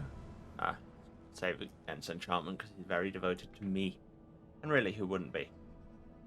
So, aggressor. Do we want him to be aggressive? Do we want him to be a bully? We want him to tank. He could wear barding. That is a thing he could do. Do we want him to be a daredevil, which... I'm sorry, but artful acrobat. I'm sorry, Clyde, but with all the love in the world, I'm not convinced you're an acrobat. Touched by death. Living animals with a trace of the undead. No. A bracer could be a very fast Triceratops. Speed increased by 10 feet. And carrying a light load. Do I count as a light load? I'm sure I carry a light load. I count as a light load even. Or a wrecker. Just kill it. Wreck everything. Break stuff. Sunder armor. Would lose multi-attack.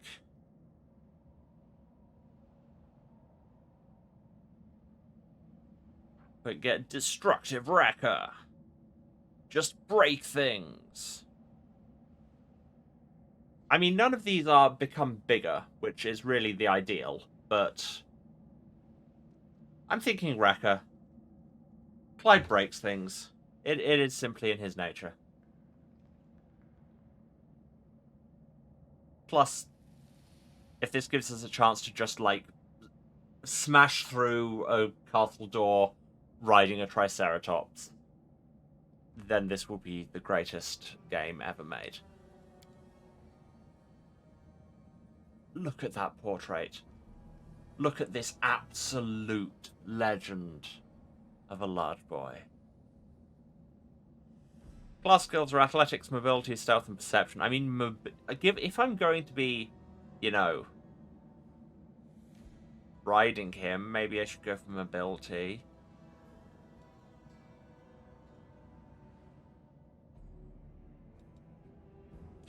Or he could be the stealthiest Triceratops. Let's mobility. Oh, I can do two. Let's mobility and athletics. Let's just, you know, keep it moving. Keep it moving. Oh god, he can have feats. He could learn how to wear armor. Become hard to kill. Just endurance. Power attack. Just be tough.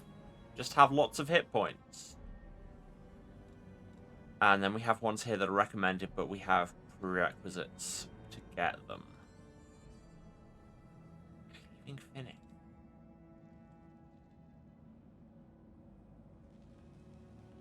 Let's just do loads of attacks.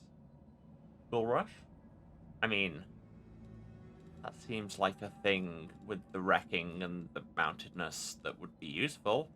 It's not listed unless it's under something else.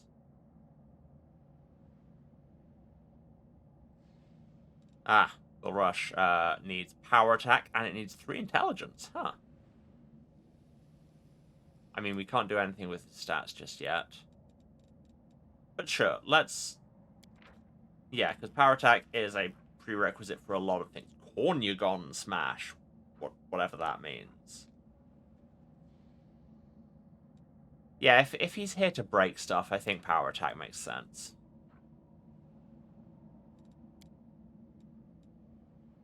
And his name shall be Clyde. And Clyde shall be his name. And his birthday will be the day I was meant to start this playthrough. It is not your birthday, Clyde, but it was recently. Clyde. He can sunder armor and just hit things really hard. Just so hard.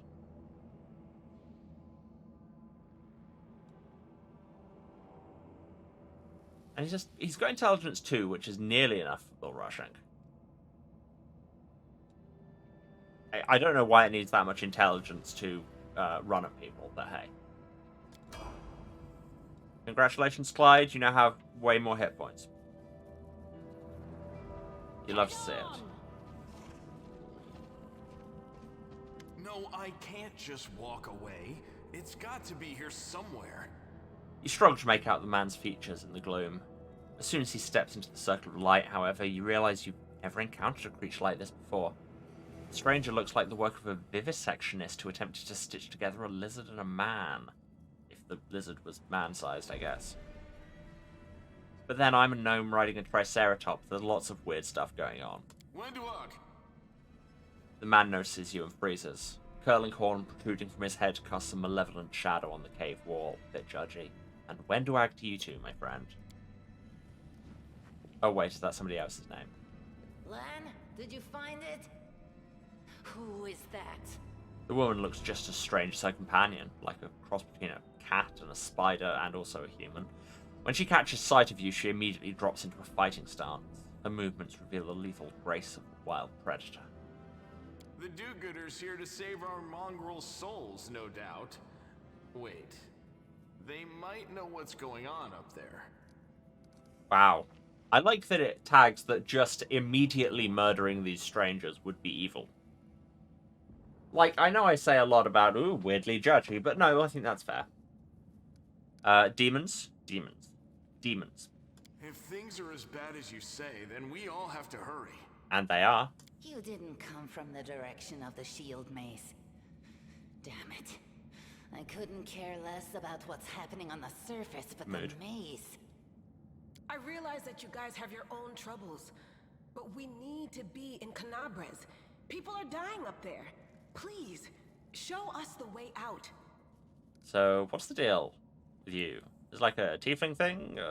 Is this wildly insensitive? It's probably wildly insensitive, isn't it? Tieflings are the descendants of people who sullied themselves by mating with demons. We're back to weirdly judgy. Our ancestors would never think that. Although, that said, I mean, demons are pure chaotic evil in this setting. Underground crusaders, the children of the Crusade's finest. Sadly, underground crusaders is a bit of a mouthful, so people usually just call us mongrels. I mean, it's not that long. You just love repeating that, don't you, Lan? Mongrels. That's what the Uplanders call us. But we call ourselves Neathers. What, like Fallen London? No matter what you call us, it's not gonna stop our horns, hooves, or tails from growing. It depends. Power word kill is a spell. I could call you that. Anyway, I've never heard of all of this. In Canabres, they're called mongrels. People say that they come up to the surface at night and eat anyone foolish enough to wander alone after midnight. Everyone has these stories. To tell you the truth, I thought you guys were just a tale to tell kids at night. That's human gratitude for you. Our forefathers suffered the consequences of demonic corruption, all to protect Mendev and Golarion. And for what? So we could become monsters used to frighten children. I think you becoming monsters is one of the consequences of demonic corruption you just mentioned. Every mongrel has their own take on it. Our chief, for example, thinks of us as something like a reserve military force. He thinks we're standing by until the moment we're needed, and when we emerge on the surface and save the day, all the people will see how good we are, and they'll love us for it. Yes, this is a thing that always happens. Yeah, he leaves that last part out when he talks about it, of course, but it's easy enough to read between the lines. Yes, that is totally a scheme that always works throughout all of history. Anyway, what's this place? This is the hall where we remember the glory of our forebears. Sorry about the mess. It doesn't usually look like this, trust me. Sometimes we even wipe the dust off the exhibits. Fancy. This is where the relics of the first Crusaders are displayed. Our lives are short. Our glories are quickly forgotten. But this place helps us to remember that we are just as worthy as anyone else. And that our lives are not lived in vain. I'm in favor. The first Crusaders? You've been down here that long? That's crazy. Again, with the weirdly insensitive sounding. Anyway, what are you doing here in this not particularly glorious looking room of glory? That's none of your bit. Okay. We're looking for a holy sword. Oh, that too. It was here, in the center, sticking out of a rock. The sooner we find it, the better. Some kids from our tribe took off for the shield maze. They figured it had collapsed, and now it's their time to go up to the surface, like all the legends foretold. Except they don't have a clue what's waiting for them up there. I mean, by now, nor do I. And Saul, the chief of our tribe, is dead set against it. He says that now isn't the time for the underground crusaders to take up arms. If we get the Holy Sword, we might be able to change the chief's mind. I mean, are we sure he's not right? Like, are you going to be able to help that much against the enormous demons? It's a fool's errand. None of us will be able to hold the sword, let alone use it to save anyone. It's not an ordinary weapon. It's made from righteous heavenly flame and will burn anyone who touches it. Do you think you're special, Lan? What about Triceratops? Will it burn a Triceratops who touches it? Asking for a friend. My friend is a Triceratops. I'll pick it up with my teeth and tie it to my hand if I have to. It doesn't matter. An angel's sword and a troop of stalwart mongrels will be able to work a minor miracle. Will they, though? Speaking of which, you're still here, Wendu, which means that deep down, you know it's possible.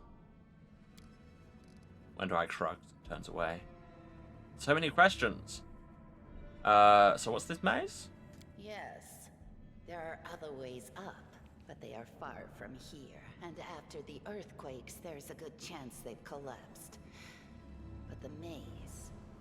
There's a legend among our people that when the walls of the maze fall, that will be a signal for us, the underground crusaders, that the time has come to go up to the surface and fight the demons in the final confrontation. Until then, the people say the maze is shielding us from taking rash actions. Or actions? I'm the only one in our whole tribe to will. have been in the maze. And even I don't know if it's true. But the further I went in the maze, the fresher the air became. That means that it really must lead to the surface. Or a vent. When the ceiling and walls started shaking, the young ones in our tribe lost their heads. They figured the maze was going to collapse, so it was time to go up to the surface. They grabbed whatever weapons were on hand and ran off toward the maze. They think the maze is no longer a danger to them. They've been listening to Wendwog too much. His eyes are filled with genuine concern. Yeah, when the maze collapses, that will be a sign. It looks like the maze might be near collapsing sometime in the future. That's a good enough sign, right? Don't try to blame this on me. Yes, I told them that our people are capable of making our way through the maze. In the future. But I always told them to wait until I had made a map of all the maze's dangers. I warned them 100 times. But it was no use. My words just went in one ear and out the other. That's children. So about this holy flame sword? It came here with its owner. A long time ago. 50,000 gongs to be precise. What's that in metric? 70 years ago, Thank in you. Outlander time. 50,000 gongs ago, our forebears found a dead I'm not angel translating for here, you. along with the bodies of his comrades. The tribe gave them a dignified burial, and they were laid to rest with their weapons. But the flaming angelic sword was stuck in a rock, and no one was able to pull it out. It burned to the touch, like real fire. I mean, it was a flaming sword. That sounds like it was real fire, but sure. Here somewhere. Maybe the angel will dig himself out and find the sword for us. Unlikely. That might be our best shot in this chaos. Yeah. Lan, watch your tongue. Yeah, I'm not going to demand payment for this. Thanks. An extra pair of eyes can only help. The sword will be easy enough to spot. It looks, swordy. Help us, Right. and Thank in you. return, we'll get you out of here. Now we're talking. Let's get to work. It's a good thing we all bumped into each other, isn't it? What, you want to find the sword quickly so the underground monsters bring you back to the surface? I mean, when you say it like that, it sounds bad. Some interactive objects aren't easy to find. When moving past an object, we all do perception checks. If it's successful, it gets highlighted and we can do the thing. Saving game is impossible. Well, guess we're here until we finish it.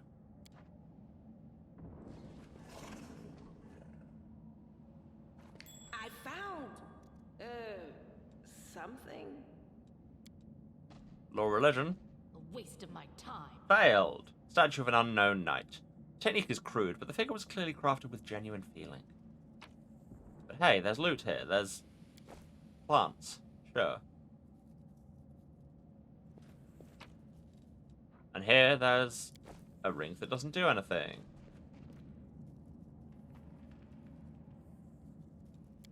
And here there's a pillar I can look at. Pay attention. The room looks like an improvised museum, or perhaps some kind of temple? Pile of loot. 2 handfuls of gems. That's as many as I've got hands.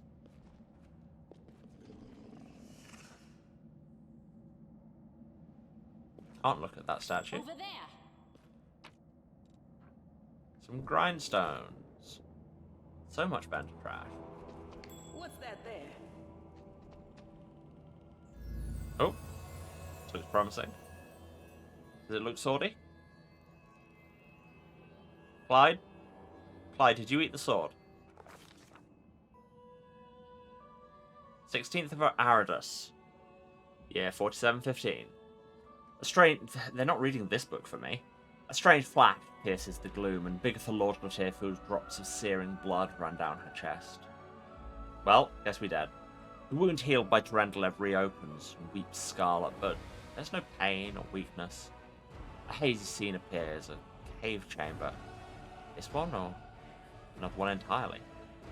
Bigitha Lordglatir's... I love that I've put the surname in there, so we say it every time. Heartbeat quickens, and a stream of thoughts suddenly bursts into her mind. Thoughts that clearly belonged to another. Treachery! They betrayed me, trapped me, and stabbed me in the back. Trusted allies, my treasured friends, people I swore to protect, people for whom I descended from heaven and came to this turbulent mortal world. There they are, up ahead in the gloom of the cave. What are they waiting for? Are they afraid to draw any closer? Do they believe I'm about to die from their traitorous blows? Next to me, quiet moan. A girl with a golden braid lies on the rocks, clutching her slashed side. She refused to join with the traitors and paid dearly for it. I could have tried to run, but I will not. While I still have strength, I must... While recognizing the foreign origin of these thoughts, Bigitha Lordglatir intuits that she can control them somehow. Let's try to heal the girl or furiously call out the traitors. I mean, one of these seems to have more of a practical effect. A spark of healing magic illuminates the eerie, murky scene before Bigitha Lordglatir. The wounded girl opens her eyes and whispers, Riel, you said that everything was going to change soon. You said you and the other warriors of heaven would be leaving us on a grand mission to stop the demons forever. Is that true? The frenzy of foreign thoughts comes faster and faster, like a rushing river, and images flash by one after another. A priestess in colourful robes observing the stars. A young female paladin praying, clutching her glowing sword. A majestic golden-winged angel gazing into the distance, his face covered by a helmet, but his voice ringing clear. Only if you're willing. Only if you're ready. There's no going back. Don't waste your strength healing me, the girl whispers. Your mission is more important. Take care. It's near. There, in the vision, the darkness in the cave stirs into motion. Something massive appears from within its depth, a vague shadow, an outline, a nightmare come to life. A wave of odious chirping and rustling emanates from the shadow, so it's Discari, I'm assuming. Sound piercing like hot irons lancing through flesh and bone. The traitors fall to their knees before the shadow in reverent ecstasy, and the wounded girl thrashes in her death throes. The yawning chest wound burns white hot. Bigitha launches his head, pounds with pain, and it's no longer clear whose pain it is. The person called Lariel who sent this vision, or the one unlucky enough to receive it. So we have, right, we've got will +7, knowledge +5. Let's just have will. But Bigitha Lord here is determined to fight off the illusion. Yeah. Force of the attack, though originating in a vision, is terrifying. But Bigitha Lord here is stronger. She shakes off the pain and torpor, but alas, the one who sent the vision cannot claim the same. He's broken and exhausted. A monstrous shadow emerges from the murk of the cave. It's not real, it exists only in this strange vision or memory. But the thrill of fear it provokes is more than real. The shadow's features starkly resemble those of Tascari, the terrifying demon lord. My brain keeps saying Iskara, which is the Basque name for the Basque language, which is a very different thing. Although eldritch in its own way. In a movement as swift as thought itself, the monster's hand is wrapped around the throat of the one they called Lariel. Foolish angel struggling on the rocks like a fly with its wings torn off, intones the shadow. Its voice changes as it moves, shifting from a quiet whispering to a sonorous shout, becoming young, then old and quavering. And I will not say these things because I will not be able to do that because I'm a good voice actor, but I'm not that good. Darrens are people in Farscape, this is true. Always here for people making Farscape references in the wild. That show was so foundational for me.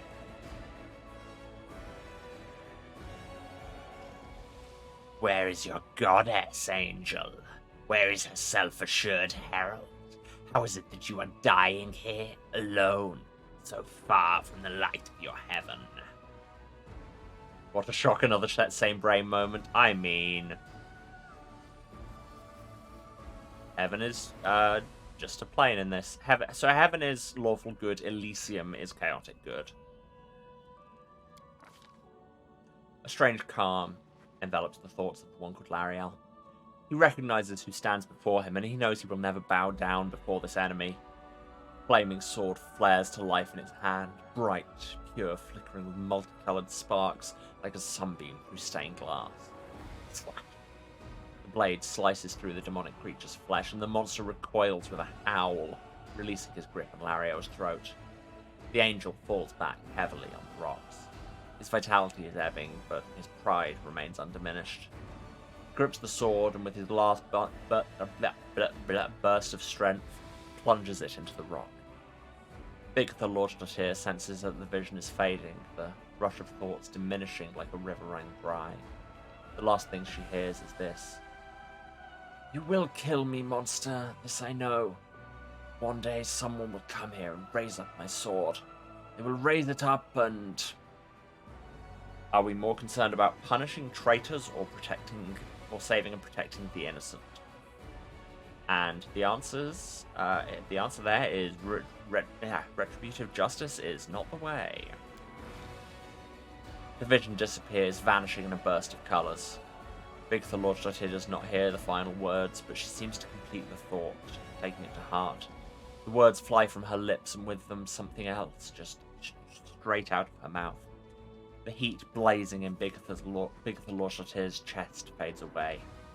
The edges of the scarlet wound close, leaving not even a scar behind.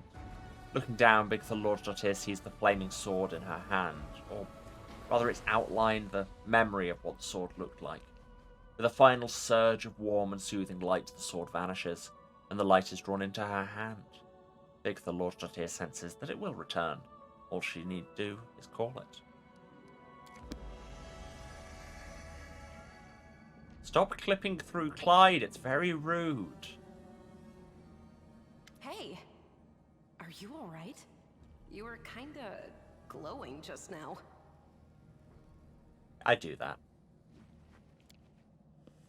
Tila kneels before the light, offering up a prayer to Ayamade. That was it. The light of heaven, but how? Bigitha just special, I guess. What did you do with it? Where did it go? I think I saw the memories of Lariel, the angel who died here. Lariel? That really was Lariel? The angel from the legends? Sure, but I pronounced it Lariel. The ancestors even got his name right on the gravestone. The chief will be thrilled. Good job, ancestors. You. Thousands of gongs and no one's been able to touch it, and now you, an ordinary creature of flesh and blood, no different to us, get the sword and start talking about visions. Yes, but that's because, and say it with me here, built different. Now, Wendoag, don't be a sore loser. She is clearly different from us. The sword appeared before her, along with the angel's name and all that other stuff, because she doesn't carry our mongrel taint. Heaven doesn't give a damn how special we are. We're born with evil inside us. Heaven doesn't need to know any more than that. Okay, A, why are you Calvinist? B, ringing the negative self-talk bell. And C, I really don't want to hear more about your mongrel taint. I know you're willing to tear anyone apart to uphold our people's honor, but you and Sol, you just refuse to face the truth. We are the way we are because our ancestors' bodies were corrupted by the Abyss. It does the same thing to plants and animals. There's nothing heroic or special about it. It doesn't make us better, and it doesn't make us worthier. Yeah, so the Abyss is not evil. Like, it's not the evil realm that I think that Hell and Pandemonium are. It's just outside and bad. And also, yes, it doesn't make you worthy. It also doesn't make you worse. Did you see it too? It's only us here. Your group, you, me, Wendu, and Okay, the light of heaven that sort of got, sucked into you. Any chance you can whip it out again? Not on Twitch. Kinda need it. Pretty strict terms of service about whipping it out on camera. Sorry, I crack jokes when I get nervous, and when I'm upset. Was there a joke there? When I'm happy. Anyway, what I said, it came out wrong. That's fair. We need to bring you to Chief Sol. You can show everyone the light of heaven, we'll rally the tribe and go into the maze, and we'll get back our kin. And what if she can't make it happen a second time? What then? The tribe will just say we're crazy and turn its back on us. Not sure why this says requires angel mythic path. Clearly there is a mechanic going on behind the scenes that will presumably get expanded more. Which is, oh, you mean this light of heaven? That is just... wow, I mean, that's amazing! Heaven has truly blessed you. Thank you. It's nice that somebody finally notices. This power is the most majestic thing I've ever seen in all my life. I get that a lot. Is this what the sun is like, Lan? Yes, it's similar. But this light is more... golden? Chief Sol needs to see this. Now that we have the power of angels on our side, Thank you, he can't Ladavi, say for no. the congratulations He'll on my have to majestic assemble power. a troop to storm the maze. See, I've been saying this for years. You Uplanders care about your kids, right? Eh. Help us save ours. Without them, we won't survive. And then, the perils of the maze won't be so bad if we go together. We'll make our way through it and find the way to Canabras. We'll believe really hard and everything will be fine. Well, lead the way and we'll make our minds up. Let's go. We'll take the short route. Well, the only route, really. The short route, which is coincidentally also the long route. Can't hide from me. Can I check this thing that just went ping? Oh, what is that? Sometimes interacting with an object requires a skill check. The person with the best skill will do the thing. Anyway, now we have Lan and Wendoag in our party. Somebody cast protection from evil, apparently. Don't know who. Doubt is the heart's greatest challenge. He's a Zen archer.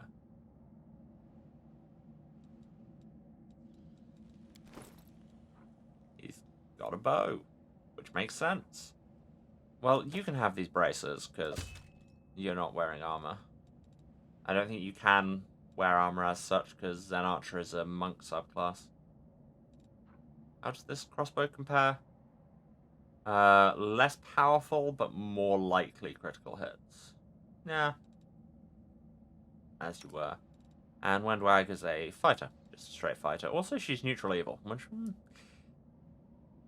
I do like how much of it gets put on your model. Like, even all the stuff in your quick slots gets shown on your belt. Also, I found some armor. I think I probably took it off a corpse, so enjoy. Cool.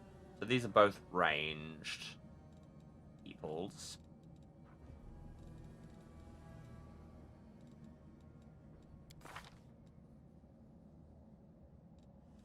Cool. So which of you knows protection from evil?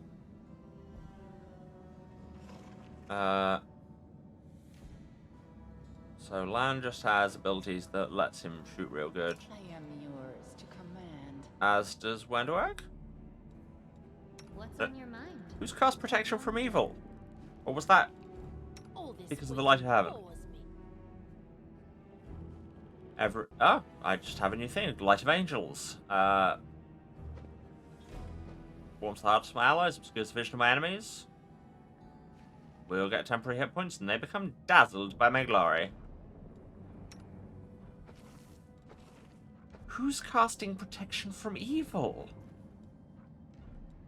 I don't know. Alright, time to look through everybody's spellbook. I can't cast spells. This is terrible news. It might just be a passive thing that the light has given me. Anyway, there was some loot here. More vendor trash, but hey, loot's loot. Alright, let's get across. Who's best at mobility? Looks like it's Clyde. Most of the game's mechanics are based on the rules of Pathfinder. Makes sense, which uses dice. Most commonly used dice is the D20, like this one. Only probably more cleanly milled than this one, because this was a manufacturing error one that I got for cheap, just because I liked it. This is my story. Yeah, when you need to roll dice, it'll tell you in standard notation. Trying to get over the rubble, your character, Clyde, yes, king of mobility, rolled a 22. Well, got a 22, which was rolled a 17, added his skill bonus. DC was 14. We're good. That's how dice. Wait, no, everybody. Also, why does it just say Triceratops and not Clyde? You put some respect on his name. Ah, there's a big spider there. Hello. Combat log down there. Lan, you wanna shoot this guy? What does Perfect Strike do? Use it before you make your attack roll. Roll twice. So attack with advantage, basically. That it. Do it once per day. It's just attack with advantage.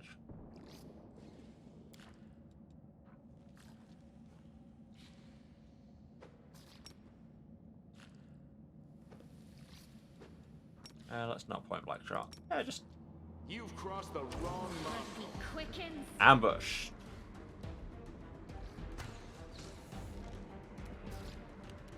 We got a free round. Get wrecked. I'll rip you apart. Or you could just roll a natural 1. Thanks, Wendwag. Run them through. Slow charge. Get wrecked.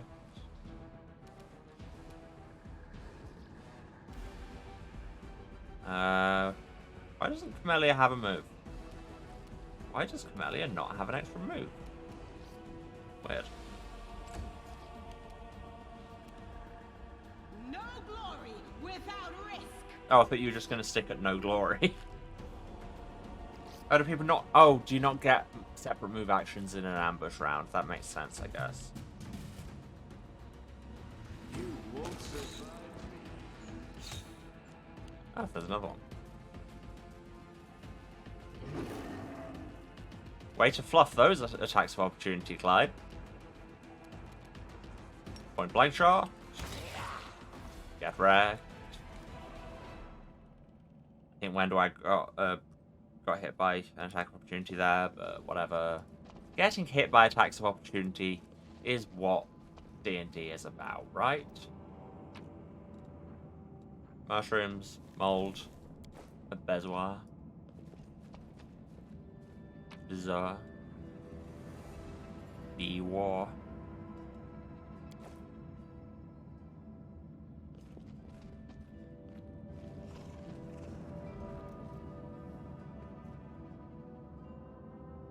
None shall escape. Let's go.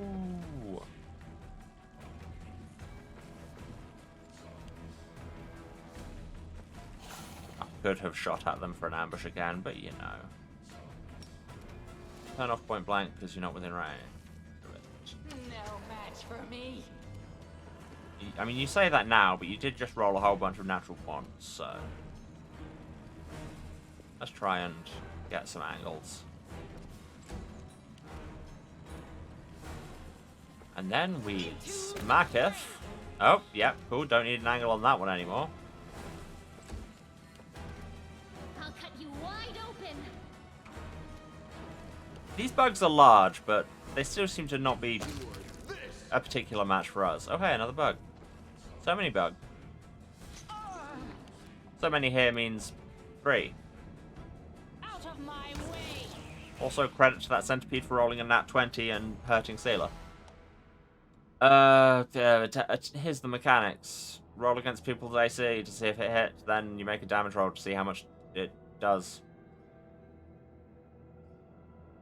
Cool.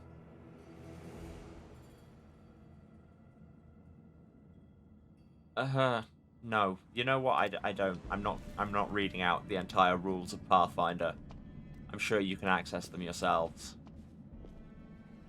There's a skeleton hiding around this corner. A masterwork like crossbow.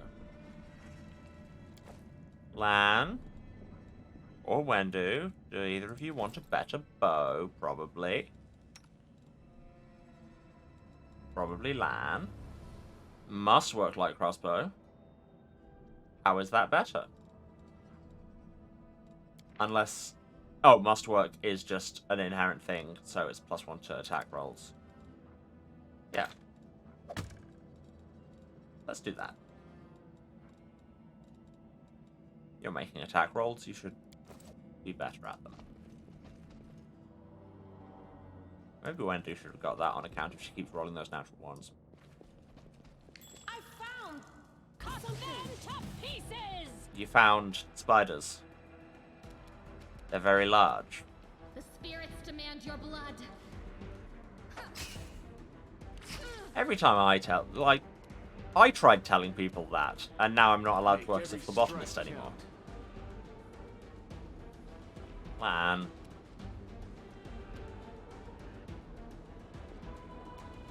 Oh, you only get 1 shot with your crossbow rather than your double shot with your longbow. I like that less. In the words of Eminem, you only get 1 shot.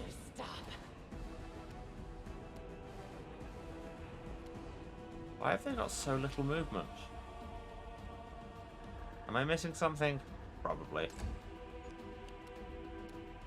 Sealer, smashy smashy time. Not quite in range of the big one, so... Smashy smashy. Sorry to anybody in the chat who isn't here for spiders. We appear to be doing spiders today. Also, I should probably have that going, because extra temporary HP for the next hour is pretty nice. Did that? Oh, yeah, and it dazzles enemies. That's how it works. You are today's sacrifice. Guys, come on. Aiming. It's important. You've crossed the wrong mongrel. The wrong grill, if you will.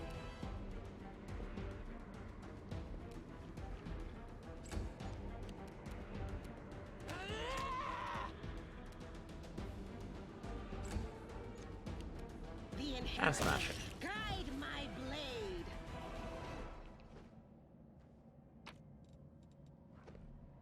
Must work. Great sword. Intriguing. Hammer. In case we had a monk, which... I mean, we don't. Actually, that said, Zen Archer is a monk subclass. Also, Lan, I liked you being able to shoot twice. Yeah, he can use a hammer. Well, hold on to it just in case we get surprised. And you can have a torch in your other hand as well.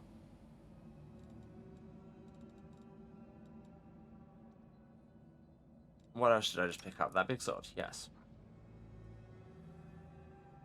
It would mean getting rid of her shield there.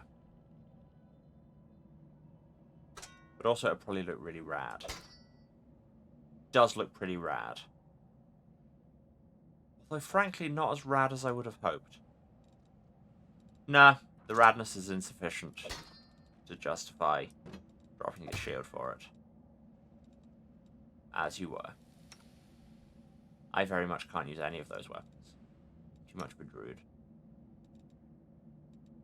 Oh, Wenduag can, because she's a fighter, so she's got all kinds of weapon proficiencies. That sword is taller than she is. Sure.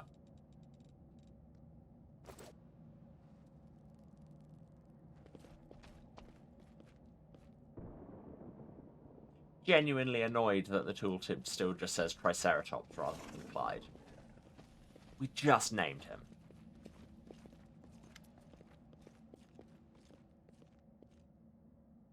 Oh.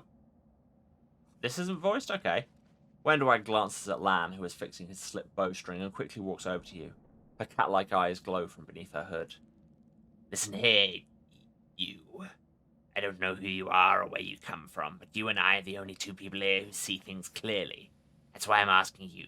Don't show the light of heaven to Sal. Why? Don't you want to save kids? I do want to, but I'm not going to risk the future of the tribe for the sake of a few stupid kids. Chief Sal is hesitant, and for good reason. He also understands how dangerous this is for the tribe. Lan's the only one who benefits from these childish games of heroism. I'll go alone if I have to and find them, or whatever's left of them. Without any heroics, relying only on myself, risking only my own life. Wenduag slows. You and your friends, you come with me. So, you're not risking only your own life? Perhaps we can make it to the end of the maze together and find the way out to the surface. Lan seems sure about this. Lan... He wants to play the hero. His first idea, if you remember, was to grab the sword and run headlong into the maze. Does that sound like a plan to you? I mean, it sounds like suicide. The worst part is that the tribe might actually take his words to heart. Follow where he leads. I mean, yeah, but I'll be there. And I'm awesome. I thought the mongrels were great warriors. The descendants of great warriors. I believe that my people are worthy of greatness, that we are strong and can do many things. That's why we were chased down here. We scared people. It's one thing to go hunting in the caves and another to fight in the shield maze. Wenduag leans closer, her pupils dilating. I've been there. I've spent my whole life training so I can make it through all the way to the end. There were more of us trackers at the start, who were young, stupid. What's a couple of monsters when there's a whole world out there waiting for us? We thought. We weren't prepared. The maze isn't just a physical challenge, it's cunning, full of traps. It's dark as the primordial night, and if you close your eyes and listen, you hear whispers right behind you. The soft singing in the distance seems to rise and fall with the beating of your heart. Wenduag looks away. I had to learn from my friends' mistakes. I had to step over their bodies and go further. I don't want to have to do that again. It will happen again if a crowd of ill-prepared fighters burst into the maze with no idea where they're going, all because Lan believes that a glowing sword will solve all our problems. A glowing sword held by a gnome riding a triceratops. I mean, come on. I'll think about it. Wenduag nods. Don't show the chief the light, and I'll lead you through the maze to the surface. I swear it.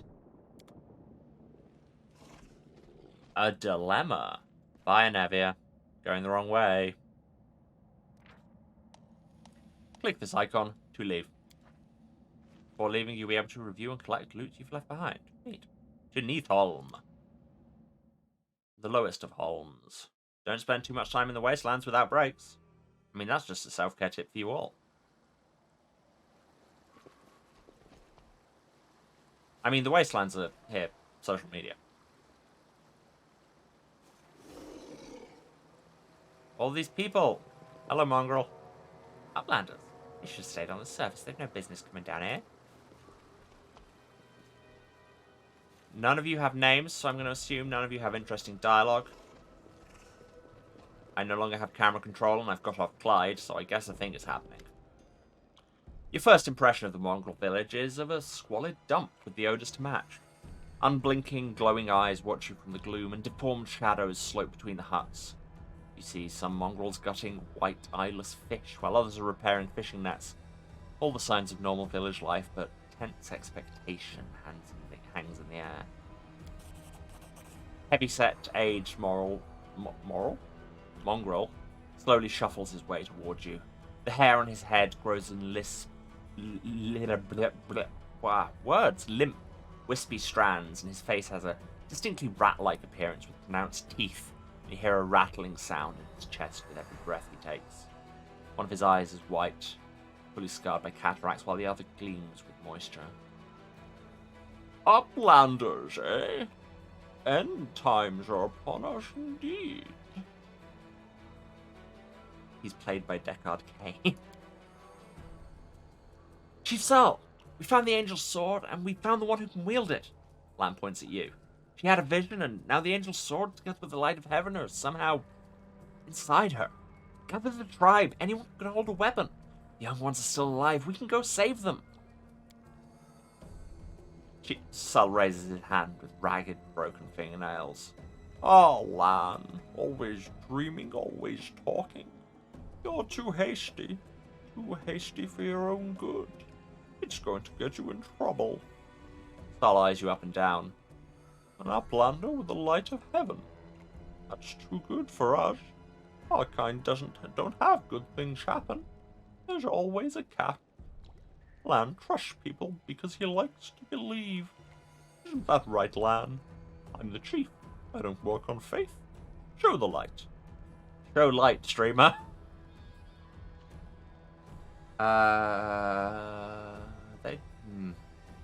Why is that button not on the mobile client? Excuse me while I switch to booth for a second. Sound's gonna cut out. Just, you know, if I didn't do that, video would also cut out, and you'd all see my shame, by which I mean Steam Library, by which I mean shame.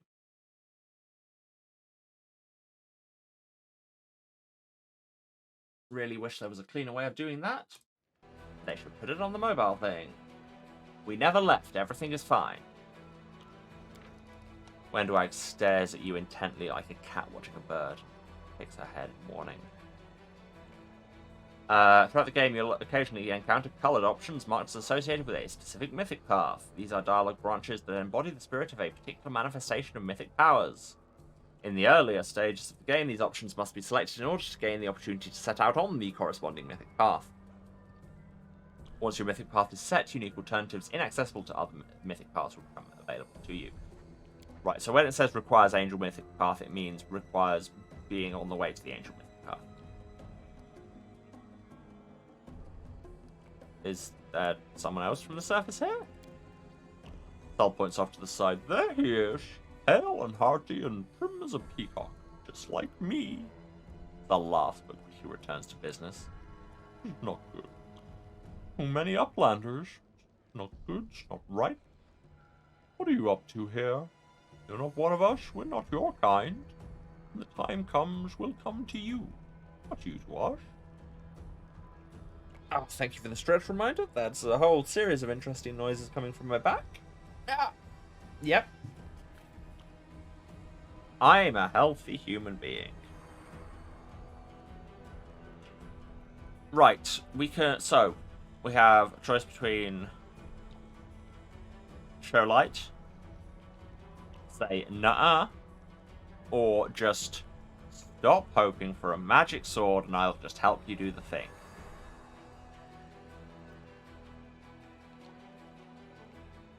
Healthy and creaky are not mutually exclusive, that's fair.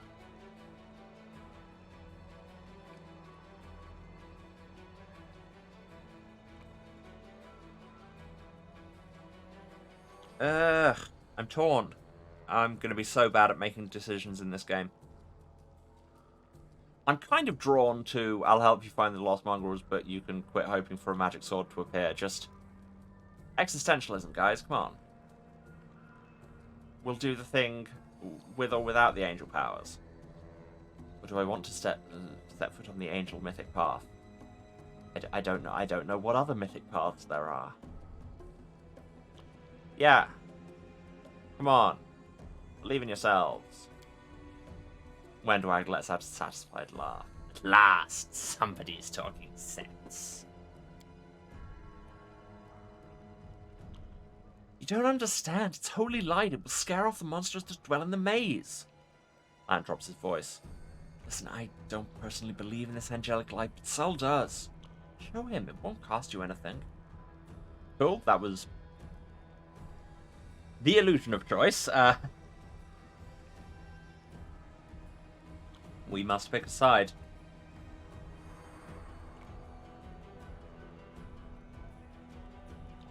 Let's go with Lan for now. Because, you know, Wendwag is literally, on paper, evil. And we become slightly more lawful. Oh, you mean this light of heaven? The heavenly flame flares to life at your unspoken command, bright, pure, dancing with multicolored sparks like a sunbeam passing through stained glass. You're going to use that description every time? The mongrels abandon their tasks and stare transfixed. The light is bright, but not blinding. It's warm, but its warmth is soul deep. Side note, can we talk about the fact that gods ascribing to human morality inside of game systems is weird? Yeah. I mean, objective morality systems in games are always weird. So hey, we're lawful. Go us. Well, we're slightly more lawful. Sol is silent for a while. Tears are streaming down his wide, pale face, but the old man doesn't even care to wipe them away. So it's true. The angel did not forsake us, no. He came back from the dead, he came to save our children. I don't know where this voice is going. Lan gives you a nod of thanks. The scaled half of his face is indifferent, but the human half is visibly relieved. As if he wasn't sure all this time that you'd support him. That's fair, to be honest, because even I don't know. It might be how humans perceive morality, but even then, why is there a single good-evil measure and a single lawful-chaotic measure? I'm sorry, are you saying morality is more complicated than two, like, unitary axes? The concept. Wendwag hisses at you like an angry cat. See these fishermen and these hunters, these husks of men and women. Their blood will be on your hands.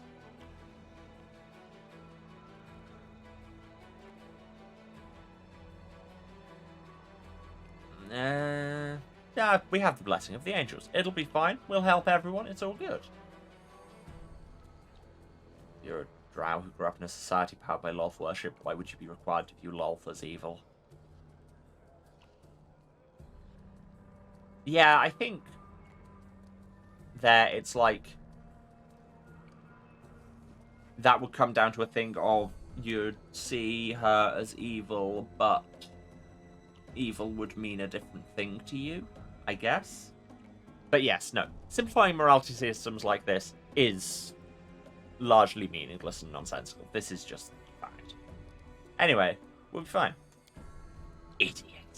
You see a bright light, and now you think even the maze is no match for you. I would have done it without the light. I have a Triceratops. You think the light of heaven is cool? That's not cool. The Triceratops is cool. You always think the worst, Wendu. We're not on our own in this anymore. We've got allies. Well, a couple at least, but one good fighter's worth 10 bad ones. You have the right of it, Lan. We're Neathers. We're going to wait. I sent a messenger to summon all the tribes. It will take time, yes, but they will all come. They will all come for the light. Wait, Lan. Wait, Uplanders. Rest a while in one of our huts. Our home is your home. Why are we waiting? Why not just do it now? I have a Triceratops now. Lan sighs. Alright, Chief. Understood. Let's hope that a few hours isn't the difference between life and death for these kids. They ask me what took us so long, I'll tell them it was your decision. When do I go? And he grits her teeth in silence. Combat victories and other achievements give us XP! What do you know? You are but a simple autistic with a stack of buttercrackers and a bowl of soup. Honestly, the dream. After we get XP enough, we level. And you can just immediately multi-class if you wish. And that's probably a bad idea. Alright, let's level. So another level in Primal Druid would give us Woodland Stride. What? That says third level. But this is... But it's down a second level. Okay, sure. Anyway, we can move through any kind of difficult terrain at normal speed. That sounds pretty sweet, actually. More Druid. And we can level up our skills some. Why is armor built? Oh, because we're wearing armor. That makes armor ability and stealth worse. That is fair. I'm going to keep pumping our world knowledge. We will be the most insufferable quizzer. Okay, so points. So you only get your class skill bonus the first point you put into it. Right. So I should put at least 1 point into all my class skills, is what that's saying.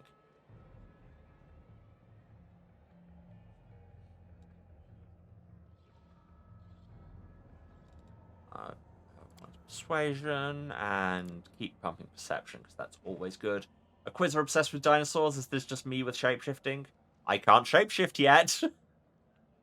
This is just me, but short. No, because I don't have nearly this much law nature. Like, me and nature are not friends. I would not be a druid. Hooray. Now we can wood stride. Yeah. My favorite dance. Now for Clyde. Another level in Wrecker. Just have to borrow your portion of the brain cell. No, that's yours. That's on your side of the room. Point in your class skills. Go. Yes. Sealer. Yeah, let's not multi-class anyone just off the bat, because that would be a bad idea.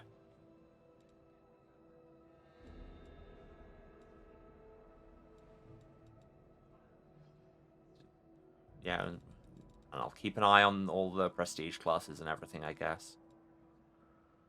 Yeah, but just another level in Paladin for now. And we will get Divine Grace, charisma bonus to saving throws, and lay on hands. Heal people with your hands. Your brain hole has filing cabinets full of plants. Yeah, mine very much does not. Kill people with your hands, or kill it undead with your hand. Yes, I am going to be manually leveling people all over the place. Wait, no, they've automatically leveled her. You know what? Sure, I guess. Why not? I'll just assume that the game is trying to shore up my issues. Like the things I'm less good at. I'll trust the game for once. Like, I said I was going to manually level up everybody, and now I'm just like, can I actually be bothered? Why are we all fatigued? Another level in Spirit Hunter lets me cast hexes. Neat. Well, let's Camellia cast hexes.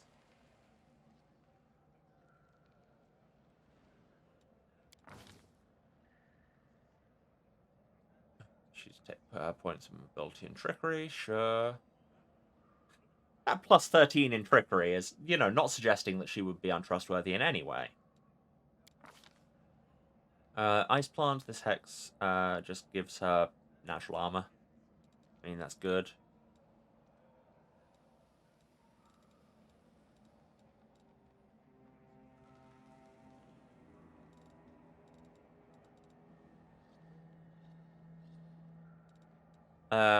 Sure. You know what? There's a lot of classes here. Let's not think too hard about the ones that I'm not actually using. And Lan gets a Zen Archer bonus feat, and the Way of the Bow. Weapon focus with one type of bow. Nice. Put his points in athletics, mobility, and perception. Okay. Bonus feat, it reckons precise shot. Makes it easier to shoot at people who are in melee. Well, you'll probably be doing a bunch of that, so go for it. And Way of the Bow with a longbow, which is good, because that's what he's holding. Yeah, no. The crossbow was a bad idea for him. And Windwag. Yeah, another level in fighter. Bonus combat feat and bravery. Bonus saves against fear. Makes sense.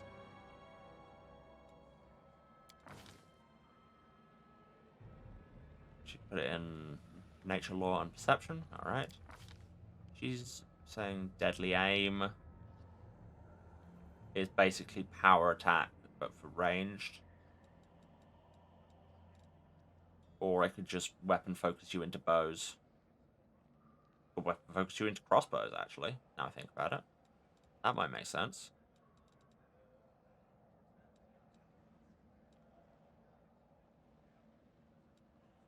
Sure, let's do that. Altering this value will disable automatic...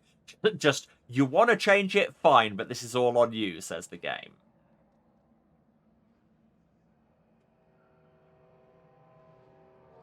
I'm not that bothered for now. I'll probably do more with builds later. I might not, who knows. There's a lot of numbers going on in this game. Also, Bigitha Logic here identifies Bone Amulet.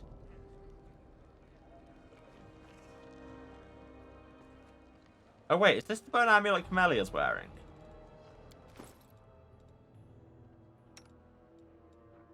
Sure is. Mystical amulet in the shape of a snake made from bone, the pendant is a snake skull.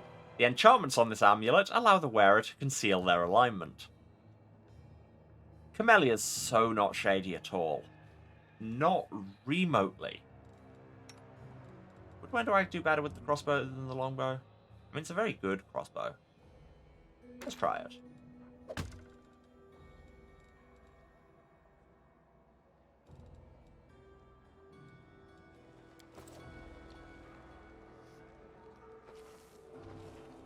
What's that for? Oh, time-based. Right, but for now, I think it may be time to save the game.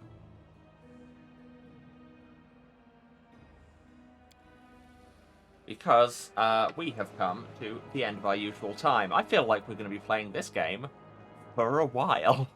Yeah, we might take breaks to play other things in between, but yeah. For the moment, it Pathfinder channel, baby. Okay, I should do the wrap-up, shouldn't I? Thank you all for being here. Despite Daniel's idiosyncratic production maneuvers. We'll be having words, trust me. Yeah, thanks everyone for being here. Thanks for staying to the end for all of this nonsense. It's been a lot of fun. If you've been watching, you know where to find me, but just in case, this is twitch.tv/Saracent. That's SERASENT, the House of Hubris. Broadcasting here every Tuesday, Thursday, and Saturday at 2 PM British time. That is, for the moment.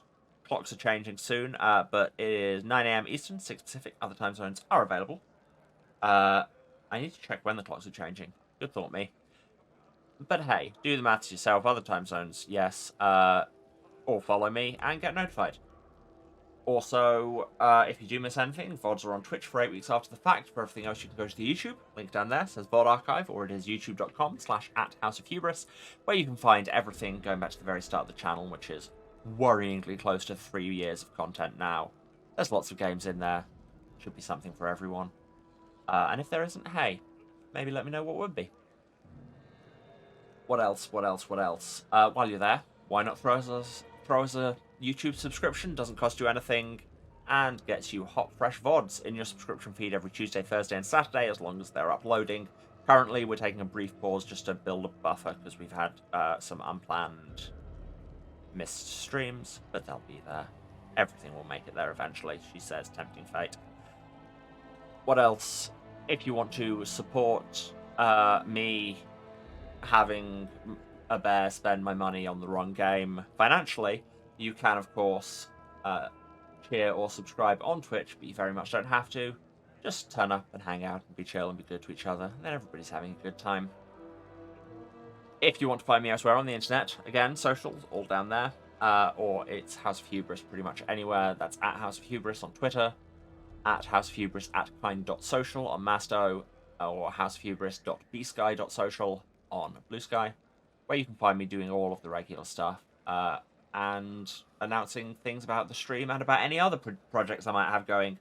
For example, just been announced in 8 days, that's the 20th of October, Season 2 of Chaker starts, which is going to be great. I had so much fun working on it, and there's going to be a lot of me in it. So hey, if you like audio dramas, maybe go check that out. I've shared it on all my socials, so, you know. Cool. I think we're done.